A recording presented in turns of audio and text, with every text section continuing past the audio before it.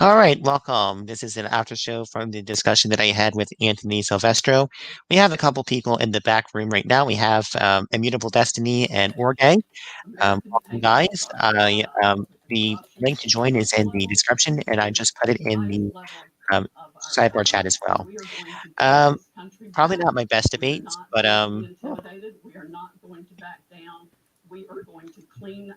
Morgan, I think your news is echoing. There we go. Something was happening there. Sorry, that was me. No, that's good. Woo! Man, I saw like 5 minutes of that debate, and I had to like out myself from it because, oh Lord, oh gosh, he was all over the place. All right. So, what did you guys think? I know I did not do that well in this debate. Given some of the statements that Anthony decided to make about chemistry and like physics, I would be willing to give you the debate just on the account of like how asinine like some of his statements were. Yeah. Like it was, I can't remember exactly what he said or whatever about the assumptions of the light speed thing, which doesn't even address my point. The speed of light. He's trying to state that the speed of light is an average value. Yeah, which doesn't make any sense at all. It's so the thing is, like in classical physics, the notion of an average velocity is only described when velocities are first being introduced to students, and that's because if you haven't really studied the language of calculus, which is the language of infinity and infinitesimals, right? You study it first. You study the idea of a velocity first as being something that's a finite difference. So you're taking something that's occurring like a change in position and a change in time within finite intervals. Whereas something that, like a velocity, a true velocity, is something that measures the essentially the magnitude of both the speed and the direction of something at one moment in time. At every moment in time. Yeah. I think my favorite thing at the very end was he was saying that I know Jesus Christ is real. I know the Bible is real. Like we reject him because of our sin. I think that's probably my favorite thing he said. Those are old chestnuts. Yeah, they show up in every conversation. Yep. Oh, so he's just playing the presuppositional game. That's fun. Hi, Grado. Hi. Yeah, Neff, as you maybe saw in the chat, I showed up at the end, but from what your statement was, if you don't think you did well, you can chalk it up to adding to your back knowledge about these conversations so you're not surprised by what people say going forward. Yep, Leo will be here in just a few minutes. I don't know if... Hi. Man, I am getting tired. It is 10:30 here. Yeah. Yes. So they were saying, what was the issue with speed of light then, if you could catch me up?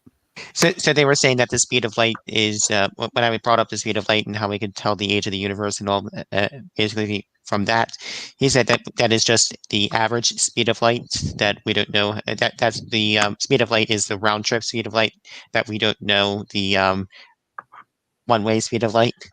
Oh, okay. What exactly did he mean by that? Because it is observable that speed of light is constant.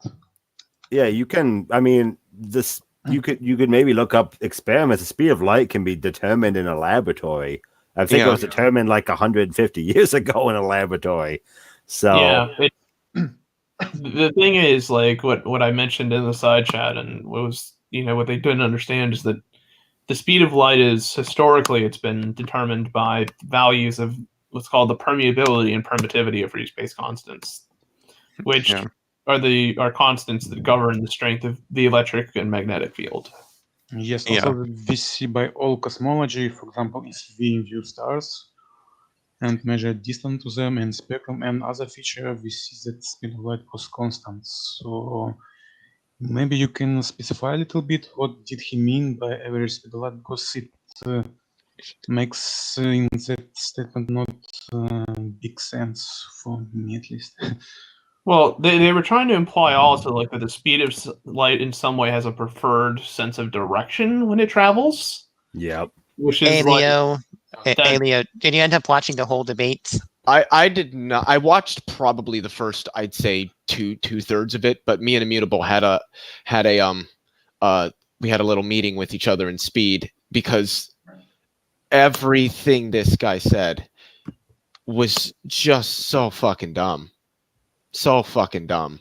Well, I mean, how did you? I didn't catch. Did you bring up the fact that the speed of light is used in everyday occurrences? And you want to know what mean, they said? You want to know what they said when I brought that up? And David can attest to this, and probably Immutable because I'm sure he was listening at the time.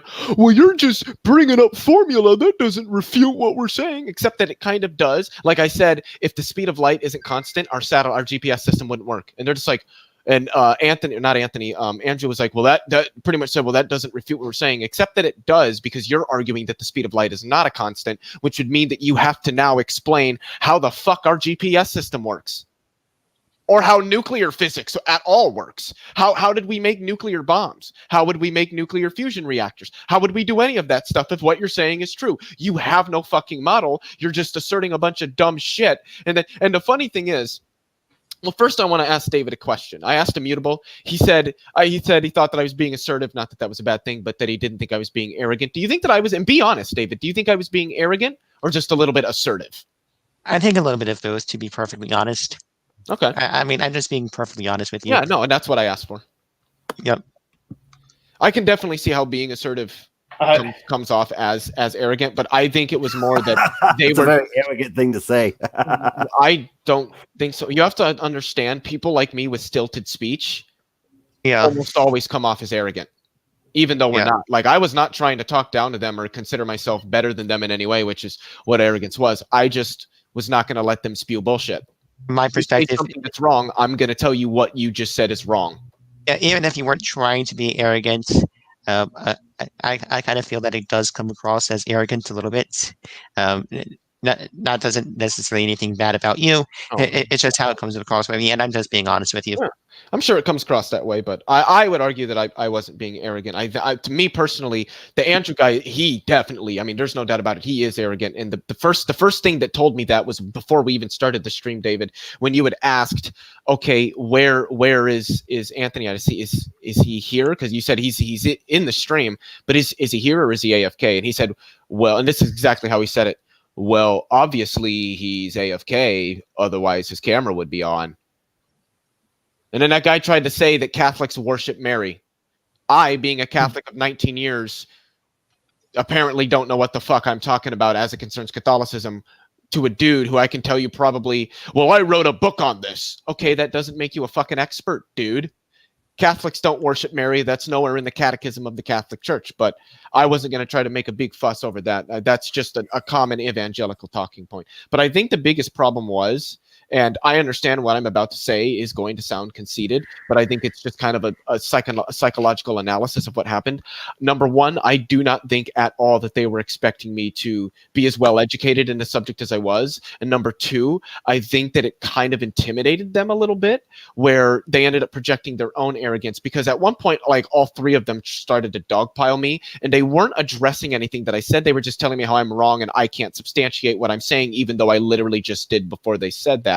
And so they projected their arrogance onto me because they had nothing else to say, and then booted me because they couldn't stand there to be corrected by somebody who's so much younger than they are, but seemingly so much more educated in the subject. Kind of the same shit that Smokey does and John Maddox.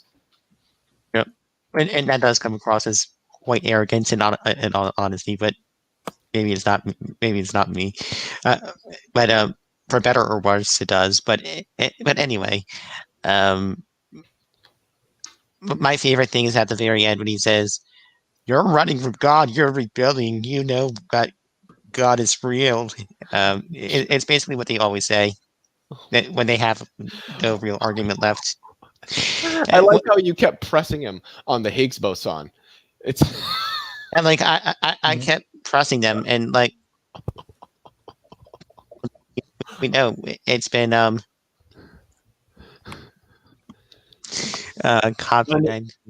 mean, the Higgs boson was discovered in like what, 2012? I think 2012. And it was first theorized 1950. 56.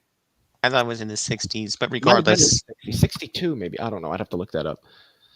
I am going to look that up because I'm It curious. was predicted long before it was confirmed. Oh yeah, yeah. And David said that That's why they don't soon. we mathematically predicted this, and then we confirmed those predictions. But you're saying that it doesn't exist? yeah. I didn't even know, like, not even wrong. That's I don't want to say much about Anthony, but it's like I 64. do wonder where he's getting some of these arguments from, and kind of like how how long it's been like since he's actually properly read up on some of the talking points he desires to make. Yeah. And I like how he tried to talk about how he's all well read on quantum mechanics, yet the only thing from it he could seem to know because it's the only thing he quoted was the Schrödinger equation. And I was about to ask him, I really wanted to, and I didn't go down this rabbit hole because it would have really turned into a shit show. But I really, when he said that, when he's like, well, I've taken some QM courses and stuff, I really wanted to be like, what does it mean to normalize a wave function? I don't think he would have been able to answer that question. I really don't. Yep. Yeah, it sounds like these guys were your died in the wool classic creationists in the line of Kent Hovind, and somehow I'm an expert on everything, but I can only speak for 5 minutes about it. For eternity. Okay, I think I did a pretty good job explaining some of the issues, and I don't think he really responded well. I can't remember if he responded at all to the point of all these different methods agreeing with each other. No, he didn't. Yeah, none of them really responded to anything. And again, I think that's why they kicked me, is because I'm only saying this because everybody fucking else has said that I'm like him. I'm like Aaron Ra. I don't suffer fools. And if you say dumb shit, I'm going to tell you that you said dumb shit, and I'm going to ask you to explain it. And if you keep running from me, I'm going to keep burning your fucking feet. Hey, Midnight Sparkle. Hey, Leo, you're arrogant. Yes, I'm so arrogant. I admit, I understand what happened in that room. I could see how that comes off as arrogant, but I was genuinely not trying to be. I was just like, I'm sorry, what you're saying is wrong. It doesn't line up with any fucking thing in modern physics. I don't know what to say. The funniest thing he said, right, and keep in mind, chemists take a version of QM that doesn't really doesn't necessarily require the linear algebra. Did you guys do perturbation theory at all? Just really quick. No, we didn't. that would have been quite the interesting. Yeah, it's not fun. But I think they were trying to keep us away from that. But what the one thing he said that kind of like really made me laugh. I spent a semester studying the Schrödinger equation. Sorry. I feel like I just, injected myself with like some hardcore autism. What the hell did you just say? Why were you studying that equation for a month? It takes like an hour to solve it.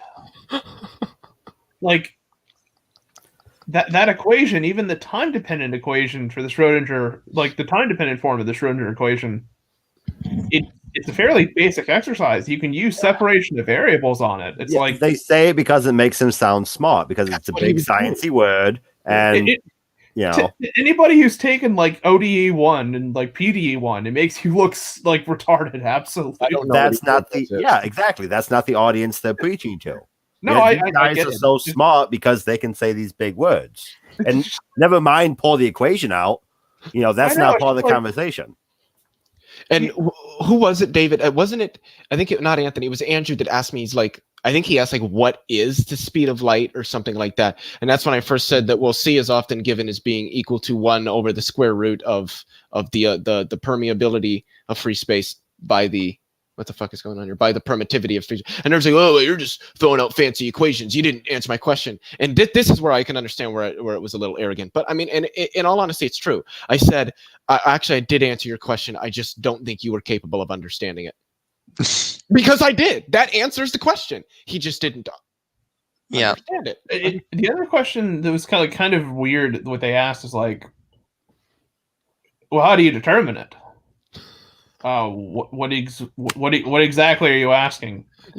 Plot the data, least squares analysis and linear propagation analysis. Like what do you want? Find an Excel program near you. Golly.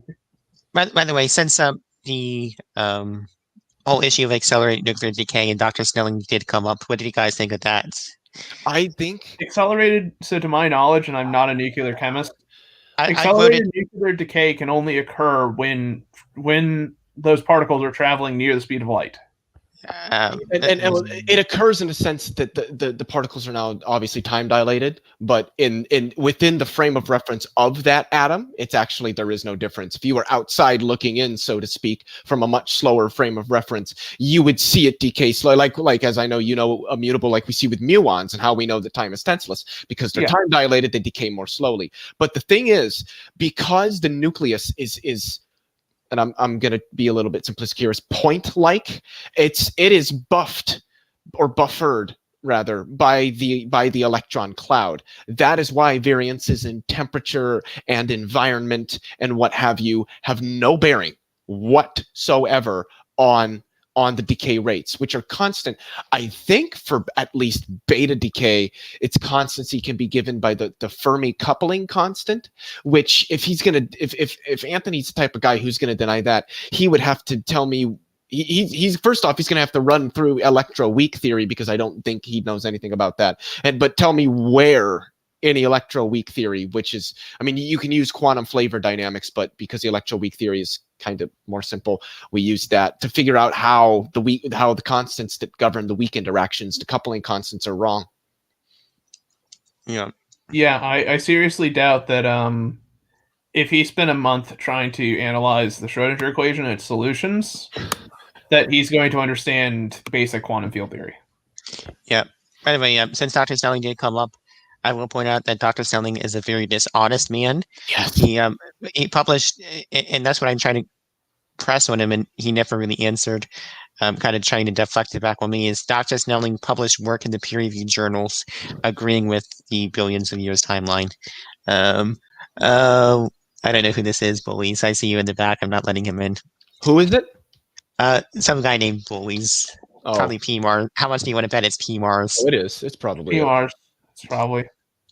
Yeah, sorry, P Mars. What was the thing that I was? Oh, when they kept citing, well, the secular scientists, and then he shared that YouTube video, which was from the Veritasium channel, which is a good channel, and I think that the guy or guys who run it actually have credentials in science.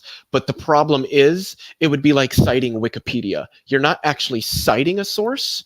You're citing something that is in turn probably citing information, which is not how the citing of source material works. You don't do that. So if they wanted to try to quote unquote prove me wrong on being capable of measuring the speed of light, which was first at least attempted by Galileo, and I think it was 1626, something like that, did it. And then I think Foucault later did it, and they both weren't on the dot, but were quite accurate. You're not going to cite a fucking YouTube video. I don't care who runs it. You're going to cite peer-reviewed academic literature, and they didn't. I think that says enough. And the one guy who cited the stuff, something about the, I think it's called the TC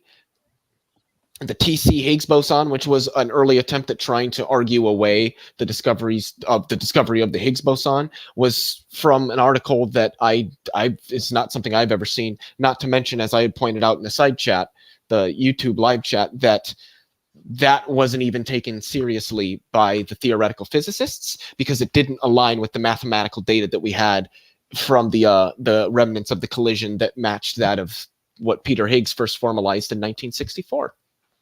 Yeah, so since inflation came up in Big Bang, why don't we kind of, since you know more about this than I do, about the inflation and unified theory, exactly what all this is, that it kind of solves the problems from the Big Bang, yes, and what that is, and the novel predictions that it made. The thing is that needs to be said is that we have not experimentally verified inflationary theory. That being said, it explains why the universe is flat. It explains why the universe is isotropic. It explains why the universe is homogeneous. It explains why there are no magnetic monopoles. It explains the horizon problem, why very, very distant parts of the universe seem to be the same as if they were once. How are you defining homogeneous there? That the universe appears to look the same all over.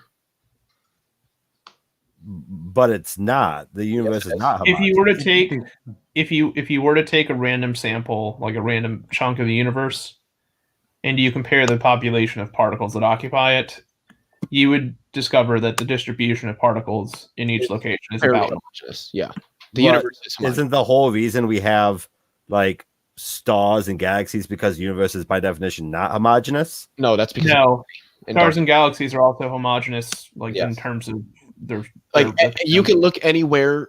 You can look anywhere in the sky, and it's the universe is going to look roughly the same. You can look in any direction in the universe, and it's still going to look roughly the same. Homogeny and isotropy. Yeah, and he also brought up the dinosaur thing, carbon dated. That was he even admitted that the Christian guy lied about it, and it was contaminated with shellac. But he did mention something about if the universe, they say it's got, the same temperature all over. If that were true, there would have to be some sort of light or something like that, giving it that heat. That's when I would have said, of course, we've measured that. It's the cosmic microwave background, my guy. Yeah, I just looked up the homogeny thing because it's the way you said it. It makes sense to me. Wikipedia says it's homogeneous on large scales of like hundreds of millions of light years as your chunk. That I'm fine with, but saying the universe is homogeneous on a smaller scale is obviously bad. That's what's meant when we say the universe is homogeneous. Because we're going to talk about how we're going to talk to creationists here, you need to be a bit more layman with your it's not my fault that creationists are fucking stupid and don't know what they're talking about to begin with. If you're talking about, are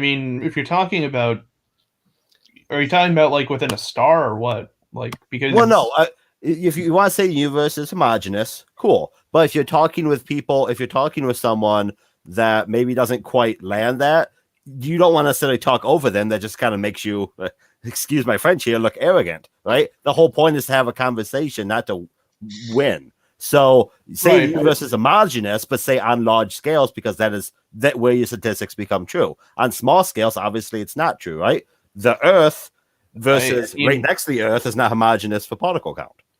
Yeah, but that's but the thing is, like, within a small scale is not even on the radar when cosmologists mention the homogeneity of the universe. So you just say on large scales, and the problem. What I'm saying is that why does that need to be an assumption that we assume of the person has?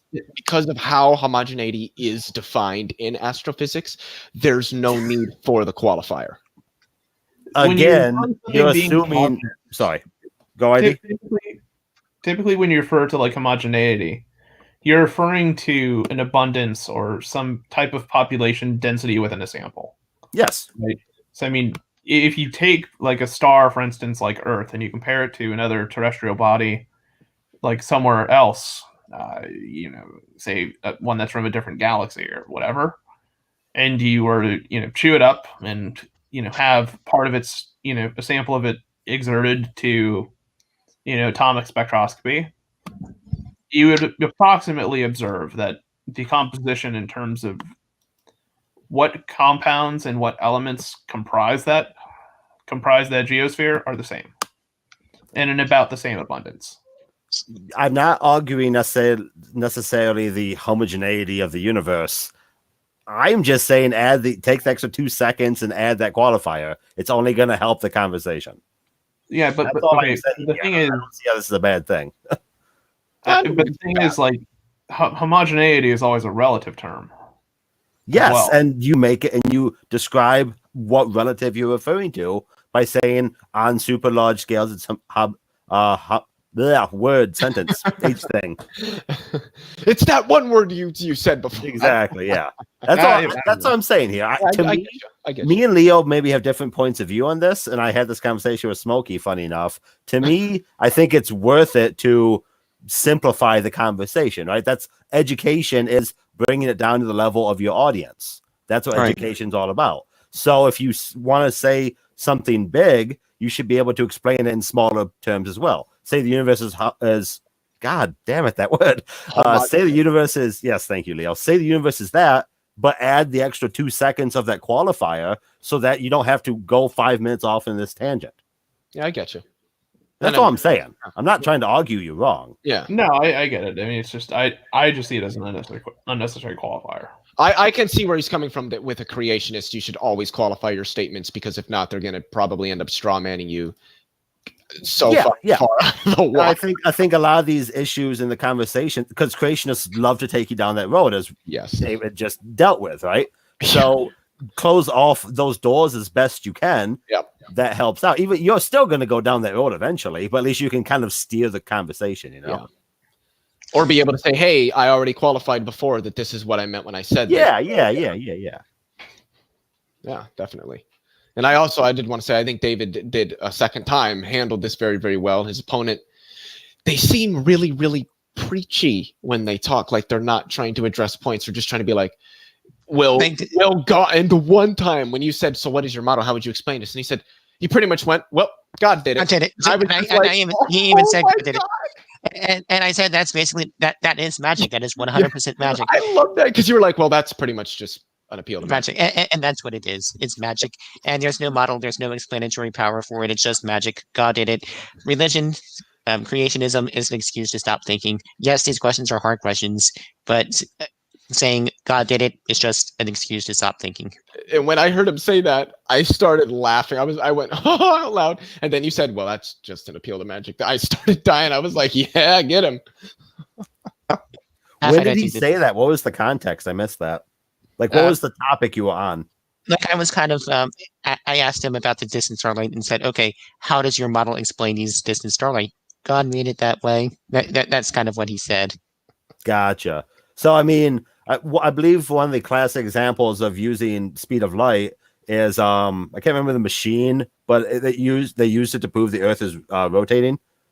They set like light in a square and it came back. Whatever that machine is, it's a flat Earth. It's something gyro up. Gyrosphere. Gyrosphere. By the way, gyrosphere. Yes, about the gyrosphere. I have a hilarious video to show you. If the speed of light changes or isn't exactly what we thought it was, you're kind of showing that experiment is wrong. You know?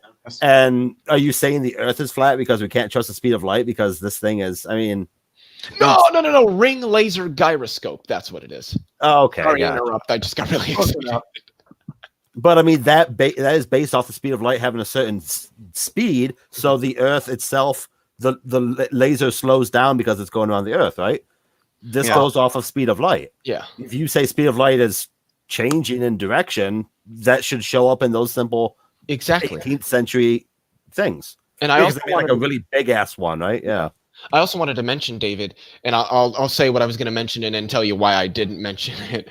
I was going to say that our laser interferometers that we utilize to detect gravitational waves, you use a laser, hence the term laser interferometer. They depend on the speed of light being constant. Otherwise, if it's not, that's going to fuck with how we detect the ripples that are gravitational waves. But I have a feeling they would have been like, oh, well, gravitational waves aren't actually real. I mean, for God, he denied the Higgs boson. He denied the Big Bang. He said the speed of light is an gravitational waves. I'm sure he probably would have said the gravitational waves aren't real either. You want to know another thing he said, which I just had to kind of die at a little? What is he said? The only, and I'm paraphrasing, but essentially what he said is the only way to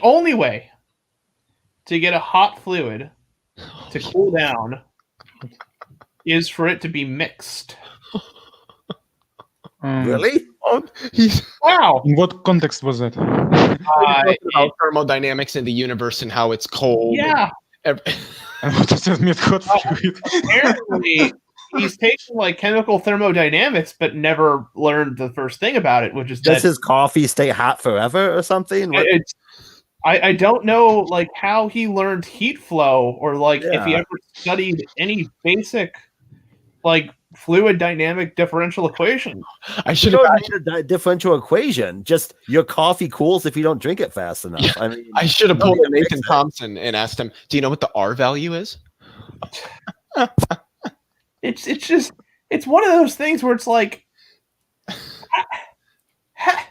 How did you get a BA in chemistry, dude? How did you manage like to make that kind of statement while also having like a decent chemistry education? Oh man. Whoever taught you that like needs to get, I don't know, like tied up something. Lord, help me. I feel like I'm the only person that's like gone to a proper university and learned chemistry. Good Lord. Well, that's something you learn in like Anthony like Marie high school. I mean, yeah, that's just a weird sentence. Yeah, it seemed to me that he was just like disagreeing with science because he knew if he agreed with it, anything that was said, he'd have to pretty much concede his point.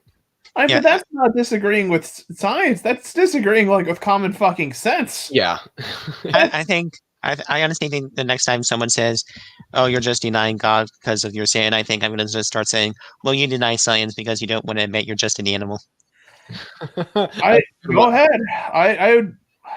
Lord. Do you have a contact with these people, by the way, like an email contact or anything, David?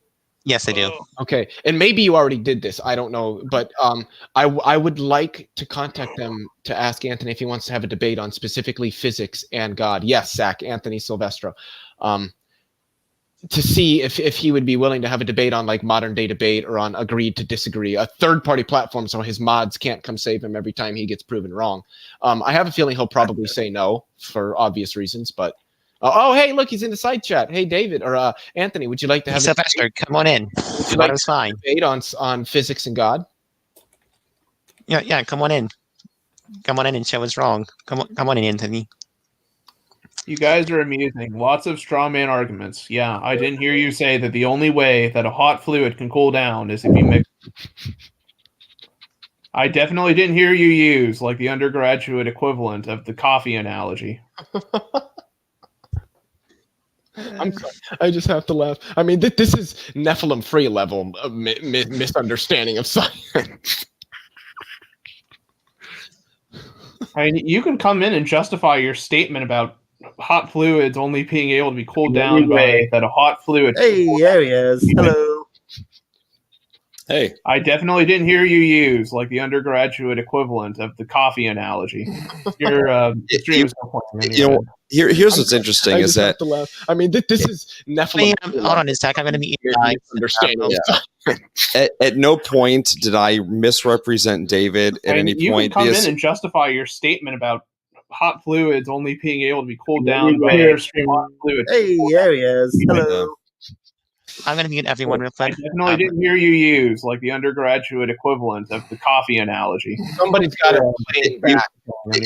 Here's what's interesting is that I mean, this is Nephilim. Hold on a second. Can we all mute yourselves real quick so I can get Dr. Anthony a chance to talk? At no point did I misrepresent David at any point. You can come in and justify your statement about hot fluids only being able to be cooled down by airstream hot fluids. Hey, am I the only one hearing this?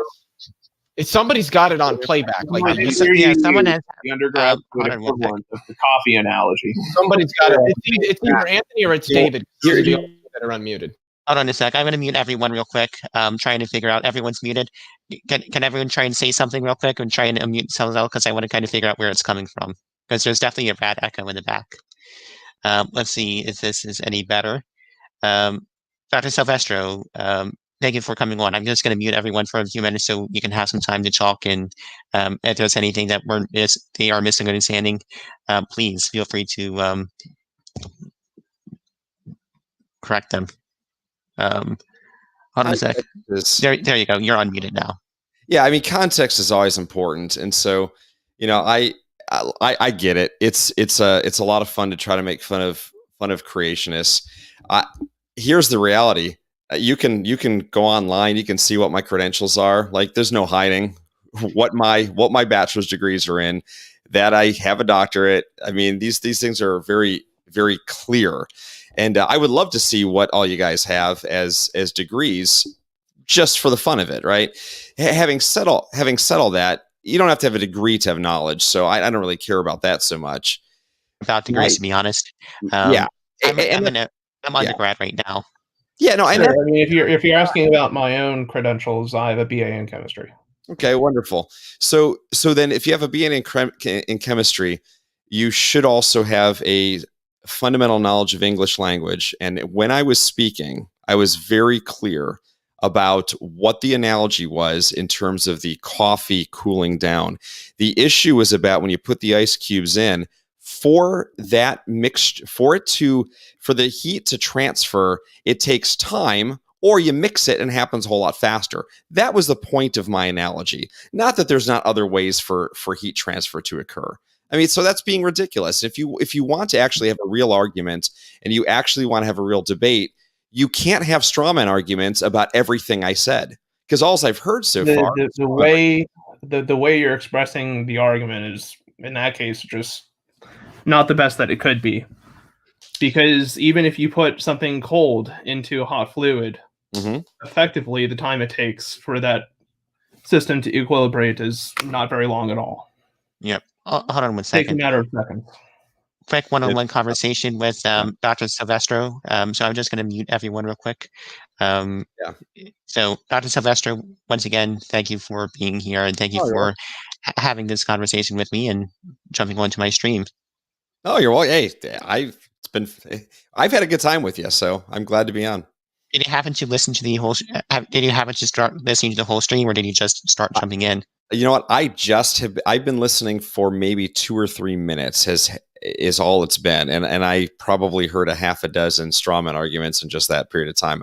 We were doing our own after show. I mean, just Justin, I, and Andrew just talking about some other stuff. So that we got coming up. Sure. So let me show you something. This is kind of one of the things that I'm kind of spilling over from dishonest creationism. And one of the things that I wanted to show you real quick is this paper, this thing here from, see if I can make this any bigger. Looks like not. It's from creationtoday.com. Wild dates of carbon dating here. And one of the things he cites is quotations here. One part of the mammoth carbon dated at 29,500 years old, and another at 44,000. Are you familiar with this article and the thing that he cited? I'm not familiar with that particular article, but I based on that line, I probably know what it's talking about. Yeah. Well, the problem here is that this phrase, this quotation mark, does not appear anywhere in the original paper, and it doesn't even say that. I even have the paper right here to prove it. I gotta copy and paste. What is that number 6 reference? Does it say that it's an exact quote, or does it say that? I mean, granted, it shouldn't be in quotation marks. The sex is kind of citing where it's coming from. Yeah. So it's citing this paper here, page 30. But when I actually get to page 30, it doesn't say it. It's not even close to what it actually says. So let me stop this. So are you saying that he is inaccurate in what he's presenting, or he didn't actually take a quote? Saying he's deliberately lying, and the proof here is he cites page 30, but when I get down to page 30,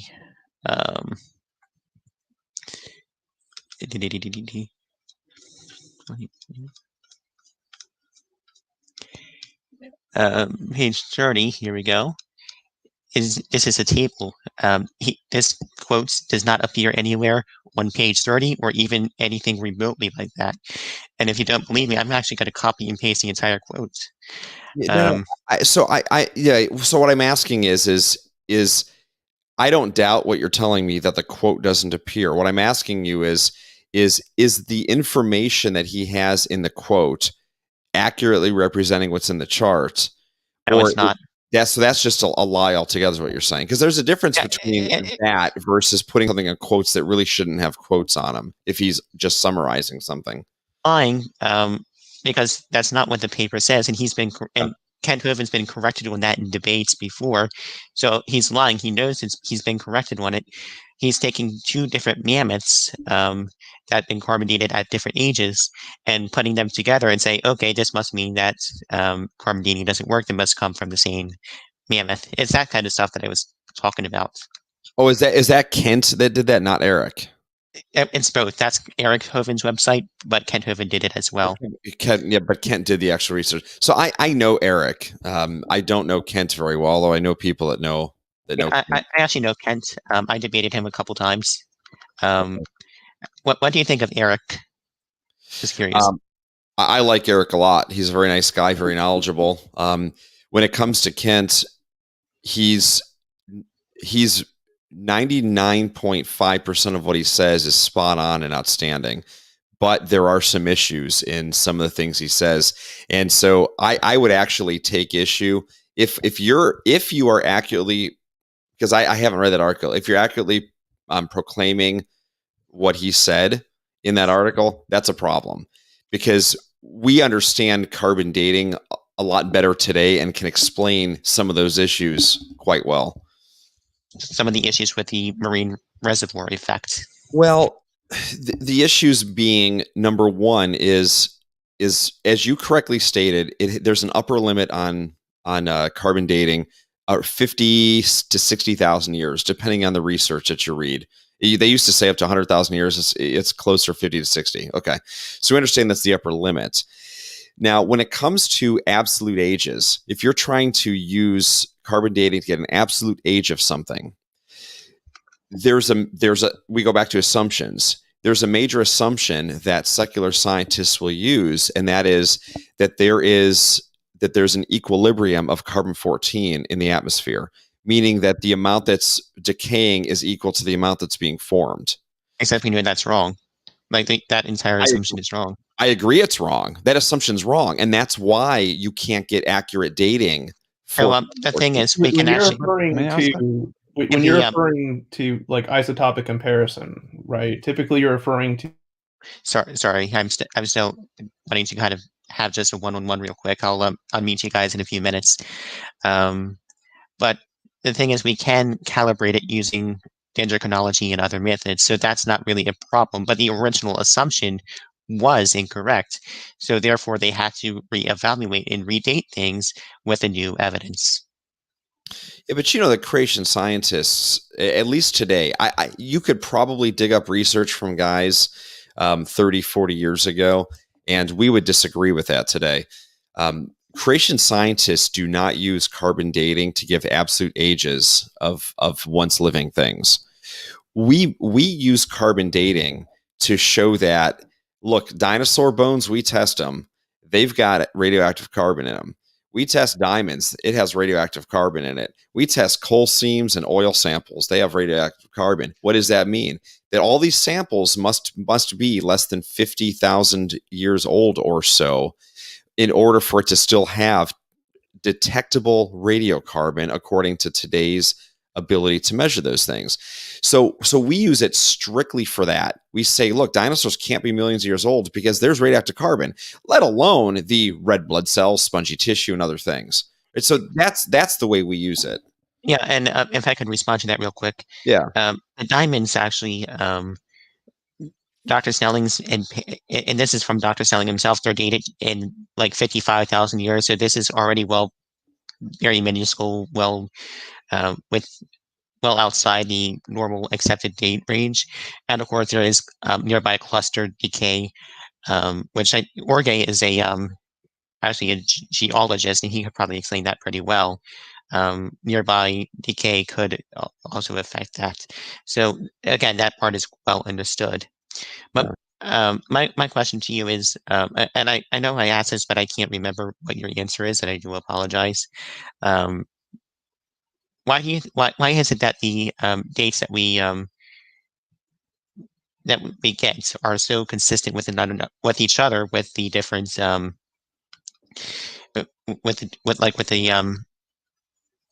we use potassium, we cross check it with different methods, and we get some pretty much the same results. How does that happen?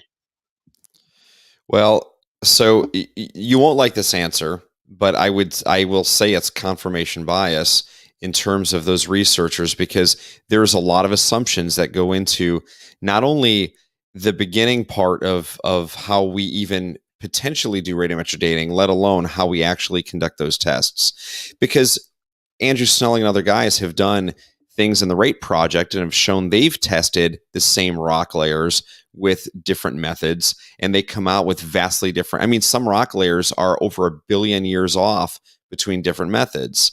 And so like we can see both sides of it. And I guess the whole point of like our discussions in the last 2 weeks Yeah. is this. I said it on the show earlier today too. You guys all have a starting point that is anti-God, and that is secular science, right? Because the billions of years doesn't, as you've said, billions of years doesn't come from the Bible. Billions of years comes from secular science. That is one of your multiple starting points for how you're going to view the world and interpret what you see in the world to come to your conclusions. And I understand that completely. So the same way as my starting point is the Bible, which there is no way to interpret other than a young earth about 6,000 years. So I'm going to look at the evidence and I'm going to come to a different conclusion. Same evidence you guys look at, different conclusions. So now we have to determine, first of all, as we talk about the science, which one is actually correct. But even higher than that level is, I'm going to trust the creator God versus what fallible man is going to say. That is admittedly my starting point. Okay, and yeah, and that's, and if I could respond to that, the Answers in Genesis even states, by definition, no apparent, received, or claimed evidence of any field can be valid if it contradicts scriptural record. That's what they say. They're starting with the conclusion and working backwards. To me, I don't think that's a very honest position from Answers in Genesis, because they start with the conclusion and go from there. Any honest scientist would not do that. I see what you're saying, but in reality, scientists are doing the same thing. I mean, we start there because we say there's only one eyewitness to the entirety of creation from the beginning of time. And that one witness is God, who has commissioned people and has through them written his word down so that we can know it for certain. That's our starting point. Secular science has changed and changed and changed and changed. It continues to change and will always forever change. Why? Because it doesn't have a solid starting point. You guys, you grasp at different things within a scientific realm, all with the point of, as long as it doesn't point to the Bible, then it must be good. And that really is the starting point of the non-Christian. Yeah, just out of curiosity, question for you. Do you think that Christians such as, what's his name, Dr. Francis Collins, who accepts billions of years and evolution, would you think that he's a Christian or whatever? Do you think he's saved or anything like that? Yeah, that's a great question. So let's give a definition of a Christian.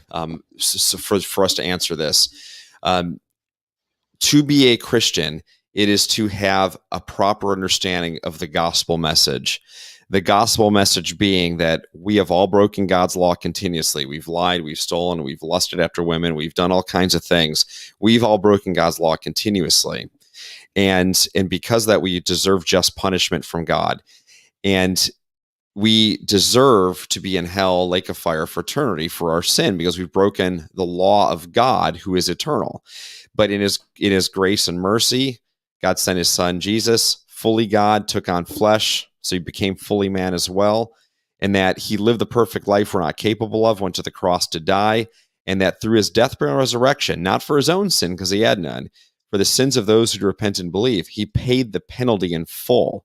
So he took from the Father, poured out an eternity's amount of wrath on his own Son to take that penalty for the sins that we owe to God. And that can be given to us as free payment, and our sins being put on the cross freely.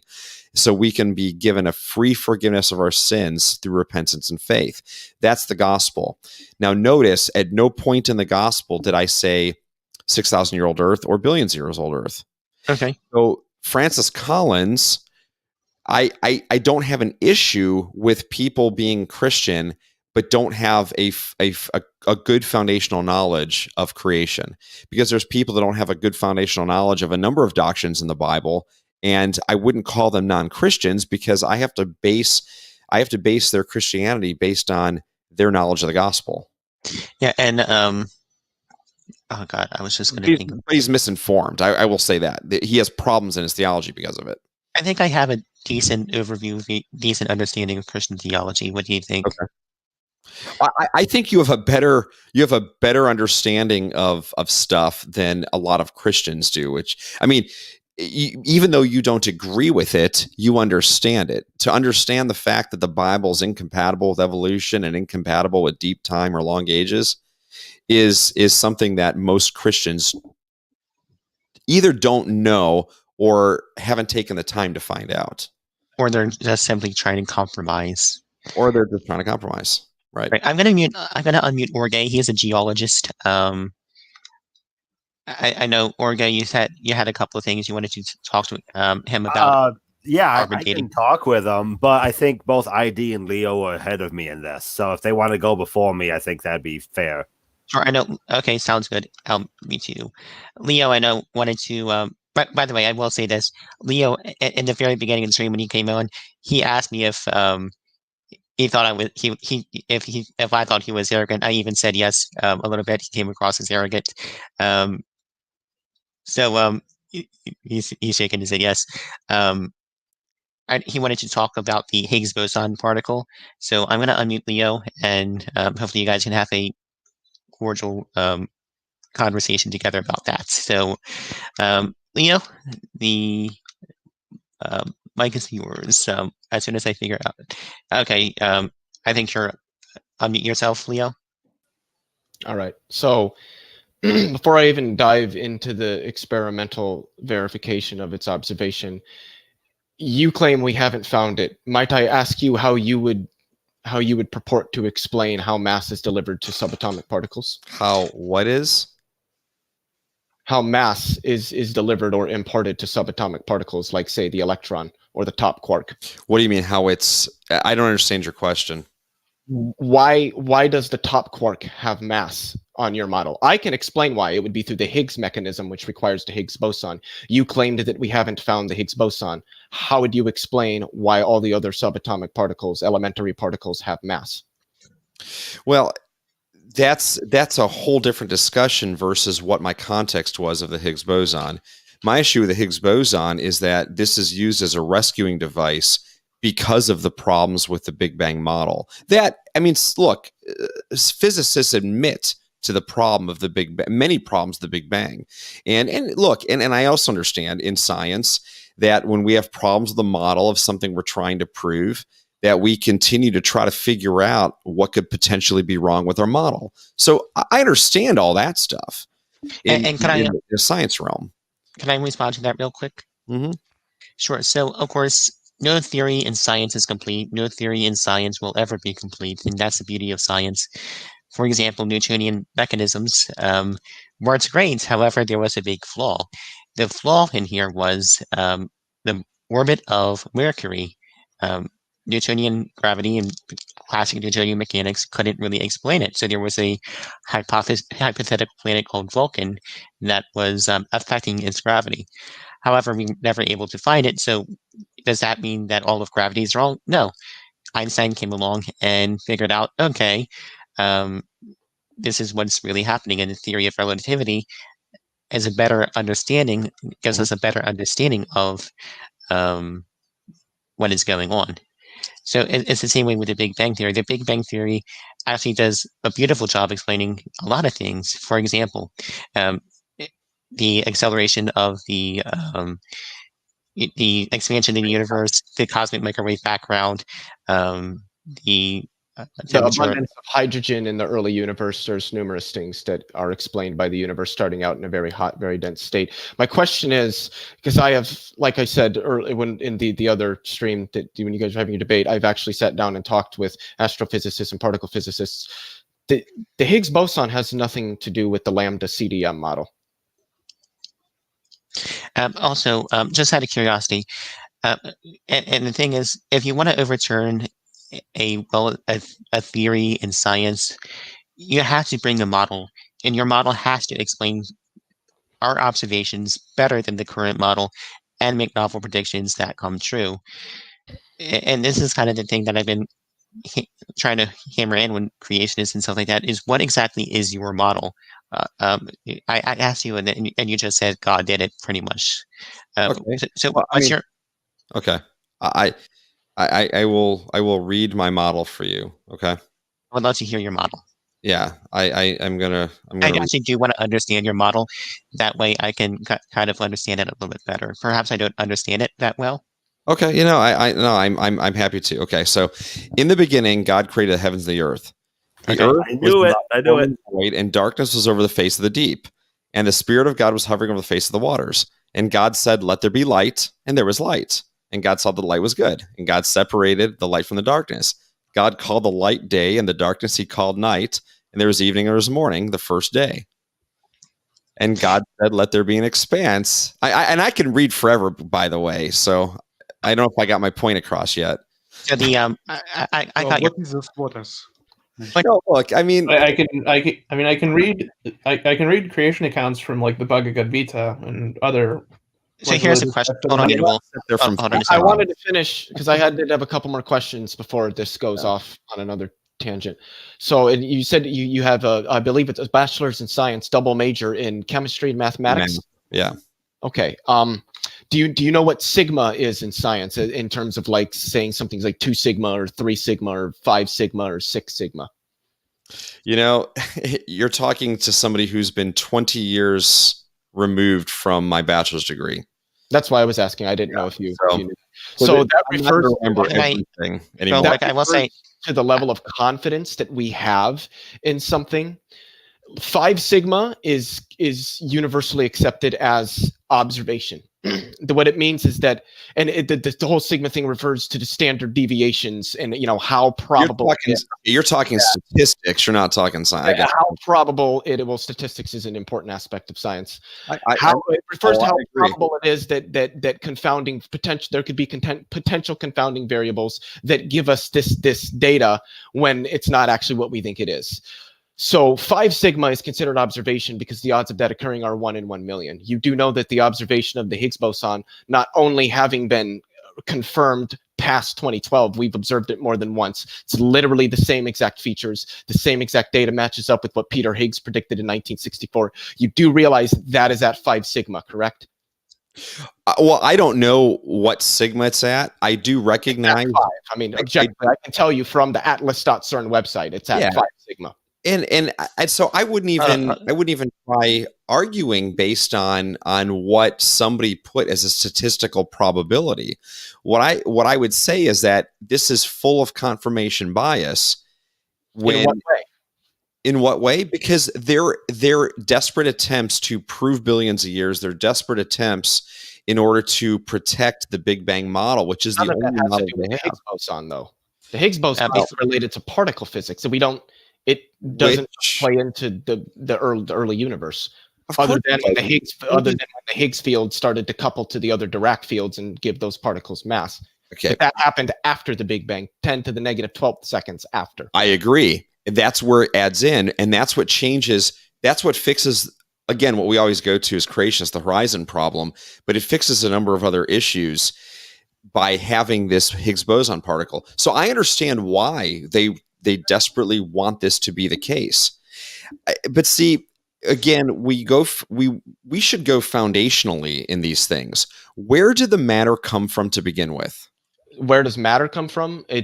What level of matter are you talking about? Are you talking atoms? Or are you talking subatomic particles? All of it. So like subatomic particles that like quarks that make up baryons that make up protons. Sorry to mute you real quick, but before you go on to that, I do have one quick question real quick about the Higgs boson particle for you, Dr. Silvestro. According to your model,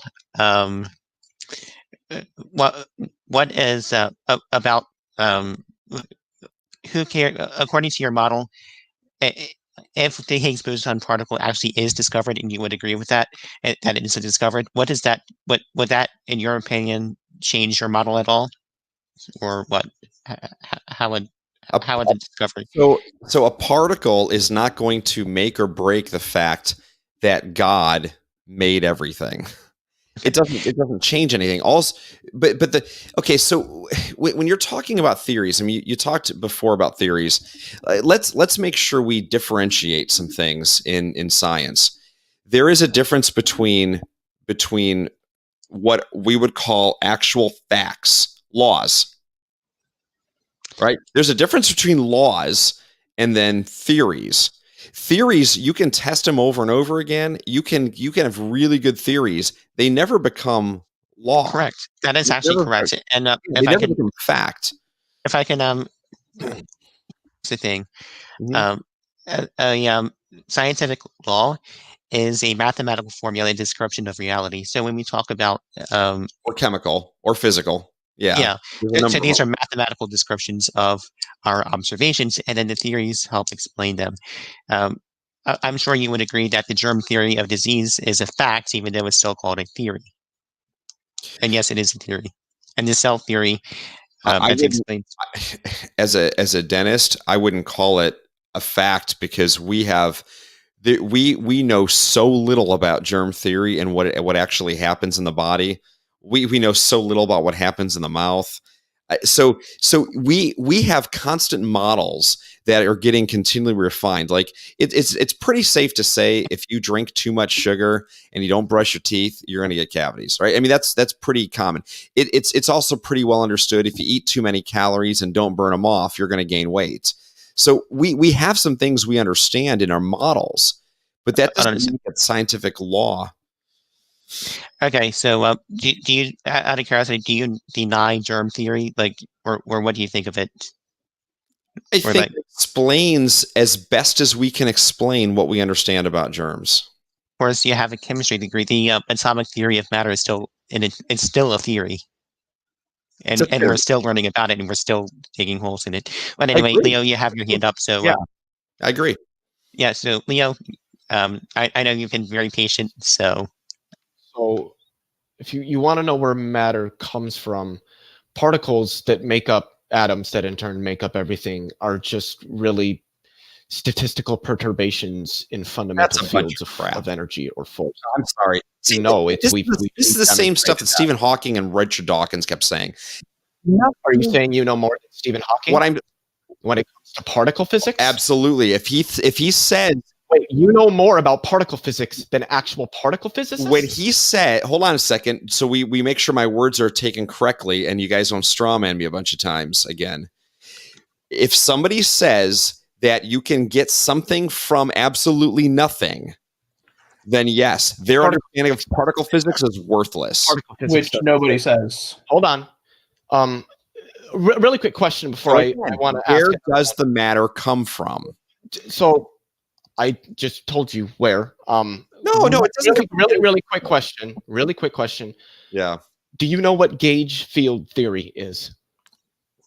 He'd have to explain it for me to. Okay, that tells me everything I need to know. Another question I had. That is so brave and arrogant. How do you account an argument? How do you? Well, I was asking that question because, quite frankly, I'm not going to take someone seriously about particle physics if they don't understand its most basic mathematical formulation. I think that's pretty reasonable. And I think almost everybody, except maybe you, really explain to me how math says something comes from nothing. Particle physics doesn't say that. You keep strawmanning particles. Where did the matter come from that went bang in the beginning? That's what I'm asking you. Are you asking like what caused matter to come into existence? Into existence. Nothing ever came into existence. The universe just there was inflaton field. Oh, the universe was just always the matter was just always there. No, that's a very rudimentary way of wording it, but I guess if that's the way you're going to word it, yes, that isn't exactly how I would word it. So from what I understand, Leo, correct me if I'm wrong, but matter is simply energy, a condensed form of energy, and energy cannot be created. Those energy fields. Come on. So what we call an electron is just essentially a slight disturbance in the electron field. No, energy is related to mass. It is not the same thing. Yeah, they are. Energy and mass are that an equal sign in an equation means the two things are literally the same. Like 3 plus 2 is equal to 2 plus 3. That means that both of those things are notated differently. They mean the same exact thing. So energy is the same thing as mass when you multiply the mass by the square of the speed of light. Meaning that, yes, energy and mass are the same thing. Does that make any sense to you? No, that makes sense. That makes perfect sense to me. But I'm digging the face palm, Dr. Anthony. I'm digging the face palm. Serious about this. Okay, let's I'll say Let's hold on have- real quick before I go on. we wouldn't be able to create nuclear warheads. Hold on, guys. How mu- Before you how go much- on real quick, sorry much- to meet you guys. Hold on. Yeah. Before you guys go on, I will say thank you, Dr. Silvestro and Leo, for being willing to come on, and thank you for trying to keep this to a cordial level. I do really want to thank you guys for that. Oh, you're welcome. That's fun. No problem. Information. Where's information come from? It depends. Where does information come from? Information is physical. It's physical? Yep, I can cite you reputable sources on that. Would you like me to? Yeah, go right ahead. I will once the page loads. Give me a second here. Okay. Give me a second. Here we go. From RoyalSocietyPublishing.org, quote, nonetheless, we expect that the study conveys an obvious but clarifying thought, namely that information is nothing but physical, to imply that the thermodynamic rather than the mathematical theory accounts for communication, end quote. From Nature.com, quote, we stress here our experiment does not question the so-called Landauer reset interpretation, where a net decrease of physical entropy requires a minimum energy expenditure. What we have here is a logically irreversible computation. That is a generic process where a decrease in the amount of information between the output and the input is realized with an arbitrarily small energy dissipation. This shows that logical reversibility and physical reversibility have to be treated on independent bases, end quote. And from Science Direct, quote, information is inevitably inscribed in a physical medium. It is not an abstract entity. It can be denoted by a hole in a punched card, by the orientation of a nuclear spin, or by the pulses transmitted by a neuron. The quaint notion that information has an existence independent of its physical manifestation is still seriously advocated. This concept very likely has its roots in the fact that we were aware of mental information long before we realized that it too utilized real physical degrees of freedom, end quote. You can't have information unless it's stored in something. That's why in order to store That's not information, my you question. have to have a physical thing. It's not And my the more question. information you store, the bigger it has to be. That is one of the dumbest rants I have honestly That's heard. not in a a long response time. to anything that I said. My question was how much does information weigh? Depends. This phone is information, so it weighs whatever this phone does. The phone is paper information. Weight The- is information. the phone- Wait, this isn't information? So the fact that this has a color is an information about this thing? Nope, it's not information. Yes, everything is information Wow. actually. Credo, sorry. I'll give you some time in a few minutes, but I kind of wanted to give them ample time to kind of go back and forth here. Here's a really interesting study you can go read about, and this has been done plenty of times. You can take a computer hard drive, you can take a CD, and you can take a blank CD, and then you can take a CD where you write an entire movie on it, and guess how much it weighs before and afterwards? The exact same. Actually, on a CD, it would weigh ever so slightly less because what the movie is are slight variances in the indentations. Those have to be created in it, which means you're chipping away some of the material. So albeit an infinitesimally small difference, there That's is still a computer difference. guy, and that's not true. I have asked computer guys. Do you know who Landon Kirtnall is? One of the world's most famous computer scientists and mathematicians. I don't know where you're getting your stuff from. It is Well, I unbelievable. just told you who I get it from, and I just gave you his credentials. In fact, Yeah. he had 4 world records for the largest Mersenne Okay. prime discovered before he graduated from high school. Okay. But if you know more than him, by all means, continue to think that. More I think problematic. I've demonstrated enough here. Somebody else can go. All right, sure. So we're getting Immutable. I think you've been next. You've been waiting for a while. I'm gonna unmute you for a little bit. Sure. I mean, I was kind of wondering what assumptions he thinks scientists uses that are, I guess, ungrounded or operatively unsound. What part of science are we talking? Are we talking radiometric dating methods? Are we talking Any part of it you choose. I Okay. can- Yeah, radiometric dating methods are easy. We have a number of Sure. issues, and even with isochron dating, it does not get rid of the assumptions completely. It may help theoretically. But Is there a reason to assume that when we're comparing a parent nuclide to a daughter nuclide, that the rate at which that daughter nuclide decays will change at some point in time for whatever reason? That spontaneously the rate of decay will, for some reason, fluctuate?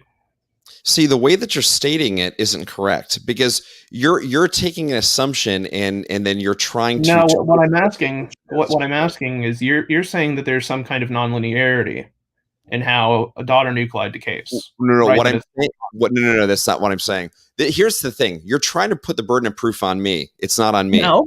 The burden of proof goes on the secular scientist who says this rock or this whatever, it dates to billions of years old. Yeah. The burden of proof is on them to say how they know for certain that that rock had all parent and no daughter atoms. How do they know for certain that the rate of decay did not change at any point? Because we have evidence, as I talked about in the previous show, that it did speed up considerably during the time of the flood. How do they know? How do they know that? How do they know for billions of years that there was no contamination? Again, you have isochron methods that try to help shift some of the numbers in your favor, but it doesn't get rid of those assumptions completely. And so, Immutable. 1 second. Sorry, Immutable. I actually do have a question for you about that, Dr. Anthony. And I'm trying to moderate this the best I can. That's okay. Yeah, hopefully you guys feel like I'm doing a decent job moderating the discussion because there's a lot of back and forth going on. So I have 2 questions for you, Dr. Anthony. Number 1, what is the model, the mechanism for which a global catastrophic flood sped up the rate of nuclear decay? And number 2, given that we have dated space rocks and we actually have dated samples on Mars that date back to 3.28 billion years, what mechanism caused what should have been ended? Because they should not have been affected by the flood. So they should be coming back as 6,000 years old. So can your model explain that? Okay. First of all, so if I have an apple tree on my front yard and there's an apple on the ground, okay, I can have a pretty good assumption that apple fell from the tree. I don't know for certain. Pretty good assumption of it. And the thing is that by me seeing the apples on the ground, I don't have to have a model to explain why the apple's on the ground. I can just make the observation the apple's on the ground. And I say this because when it comes to the radiometric dating methods, is with the polonium radiohalos and the escapability of the helium, which is the byproduct of your decay of many of the radiometric dating methods. This seems to indicate that there is a huge speed up in the rate of decay, at least during the period of the flood. So I don't have a mechanism for it other than the Earth was undergoing crazy changes at the time. Right. We have lots of evidence all over the Earth about that. We just know what the end result is. So we don't have to have a model to understand what the observation is in real time. Yeah. Okay. So here's the question then. Trying to think, how would that have affected the space on Mars that was radiometric dated to 3.8 billion years? Also, Orge, he is, I think, Orge, do you want to say anything about that? Because you're a geologist. Okay, yeah. And again, I think Immutable is all over that. So let's figure out who's next in the list. Who's next? Orge, do you want to say anything? I was conversing with him, and I don't have much time, but. Okay, sure. So immediately you're next. So yeah, go ahead. No, I didn't really get an answer to my question. I got that I was trying to push something onto him when that's not the case. I'm trying to understand what assumptions we're making that are inaccurate. I just told you those 3. I told you the 3 major assumptions. It's assuming that there's all parent atoms, assuming that for billions. You don't always assume that. You have to for your method to work. The isochron method does not explain it away completely. Can you give me a source where that assumption is being used?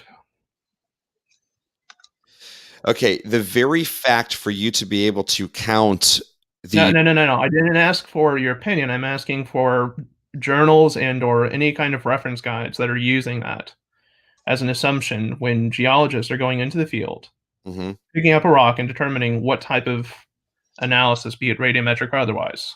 Simple. Was that geologist alive 3 billion years ago when from where they dated that rock? Why does that matter? Because then they have to make assumptions about the initial conditions of the rock.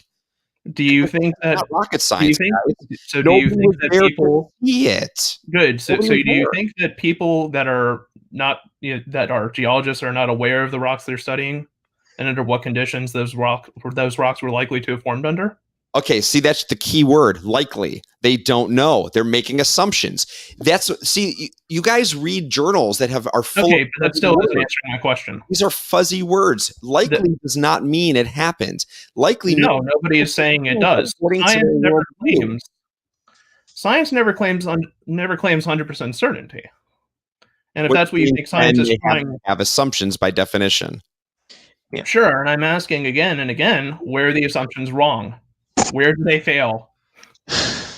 And okay, they fail because it goes against the one eyewitness account we have, which is in the Bible. That's the biggest issue.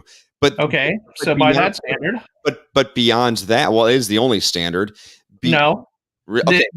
So to my perspective, yeah, you're claiming that the Bible offers a prediction in terms of the world, its qualities, and certain predictions that it makes. I can use the same thing in terms of other religious texts, in terms of the Bhagavad Gita, the Quran, and any other number of mythological texts that I choose. You're right; they're all mythological.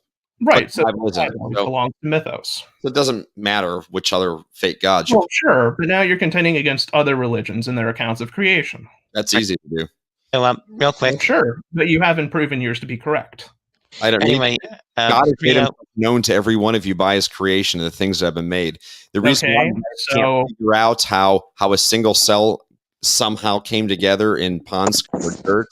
How does God figure out where all the matter came from the beginning? Great. How does God do anything? How? By his spoken word. Good. So is God an immaterial thing or a material thing? God is immaterial. He made the material world. And his son his son took on flesh, so his son actually entered into creation. Is there an explanatory principle or anything you can give to explain how exactly something non-material comes to interact with the physical world and creates physical things that weren't there beforehand, according to your framework?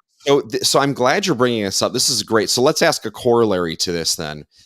Can a materialistic worldview... I'm not talking about my worldview. I'm asking about yours. How convenient this is, because now we have a problem. My worldview can explain whatever I needed to explain. No, it can't. In a purely materialist worldview, you can't account for knowledge, which is material. You can't account for truth. Yeah, I can. You can't account for morality, absolute morality, which is immaterial. I can. Really? Explain to me how. How do you get immaterial from the material?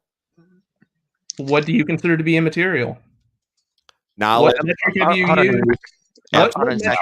used? Hold on. Your ability to reason. Excuse me, I'm not done talking. What metrics have you used to determine that the things that you claim are immaterial actually are immaterial? Can you weigh your thoughts right now? What makes you think thoughts have weight? What makes you think that the qualia of thoughts are something that can be assigned to have a weight? Okay, hold on 1 second. I'm going to move on real quick. Organe wants to say something before he goes off to bed. And then Credo, he wants to share a video, and then it'll be Leo's turn. So you guys are all guys. You're going to bed already? Yeah. I don't mind going on. It's just I haven't heard an answer yet. That's because you keep talking. No, I'm asking about your worldview, because you claim you can explain all sorts of things, and I haven't heard a damn thing yet. Yeah. Sure. You've heard a lot of things, actually. No, I've heard you say, but the materialist can't explain it. I don't need to provide an explanation for how God created things in the universe. Yeah. So real quick, you can't even explain your ability to have thoughts. We're not talking about my worldview. We're talking about yours. My worldview can explain. You are claiming that I know God exists and that the truth of the Bible revealed by creation is true. It's easy. Real quick, Organe, did you want to say something real quick? Yeah, fun conversation you guys are having. What do I say, Dr. Anthony, or what do you prefer to go Whatever, by? It doesn't matter to me. Yeah, I'm not about this stuff. Okay. Thanks. As Neff was saying, I might be somebody you guys be interested to talk to. I have a few degrees in geophysics. I think I can go pretty well with that stuff. So get a hold of me if you want. That might be of interest to you. I don't know, but yeah, I guess there's we traveled so far. My original thought I had is now 10 minutes too late, sadly. So, but good conversations throughout. Nice to meet you, Dr. Silvestro, yeah. Hey, I did it right. Fantastic for me. Nice to meet you. Yeah. I definitely have a lot of issues with your opinions on scientific method, radiometric dating, things like that. And hey, if we get a chance to talk again, that'd be fun. Hey, you know what? Thank you for being on. And honestly, I get it. I get why you'd have issues with me. But in all honesty, there's only one thing I care about for all you guys is that it's not me you have issues with. It's the God that you're going to face when you die. That's the one. I don't have any issues with you or your God. I'm just waiting for it to be demonstrated. Yeah. Anyway, yeah. So that's all I gotta say. You say that, but I haven't heard one logical argument yet from you to demonstrate that. You have fun, Immutable. I'm sure you'll get someplace tonight. So good night, everyone. Good night, Jorge. Your ability to form thoughts right now is proof God exists. How so? Neurons in the brain, and that they're firing based on the electrochemical processes that are produced, that are the thoughts that we have. Oh, really? Okay, so let's explain that a little further. If you believe in materialism, that everything is going to happen according to the natural law, that means the thoughts coming out of your brain and the words coming out of your mouth, you have zero control of in your worldview, and you're not controlling your thoughts. The reason why you're controlling your thoughts is you're made in the image of God, not because they're just electrochemical reactions happening because of natural law. That's the problem with your worldview. No, there's an issue with that already, and that is that things which are represented in the mind. Hold on a sec, guys, but hold on. Before you get to that, Credo, I know you've been very kind and gracious to be sitting there. You said you had a video with Radio Hayos you wanted to show real quick. Okay, I want to just show some article about Radio Halo. Is this possible? Yeah, sure. Can we probably read this article? Because as I asked an geologist about the radio issues, I was pointed to this info. So can we view it, please, now? Yes, you'll have to click the share screen button at the bottom of your screen. Leo, can you put your the receptor for your mic closer to you? It sounds very distant. Oh, I was talking that whole time with that up. Oh. Yeah, you were. So I need to share now. Sure.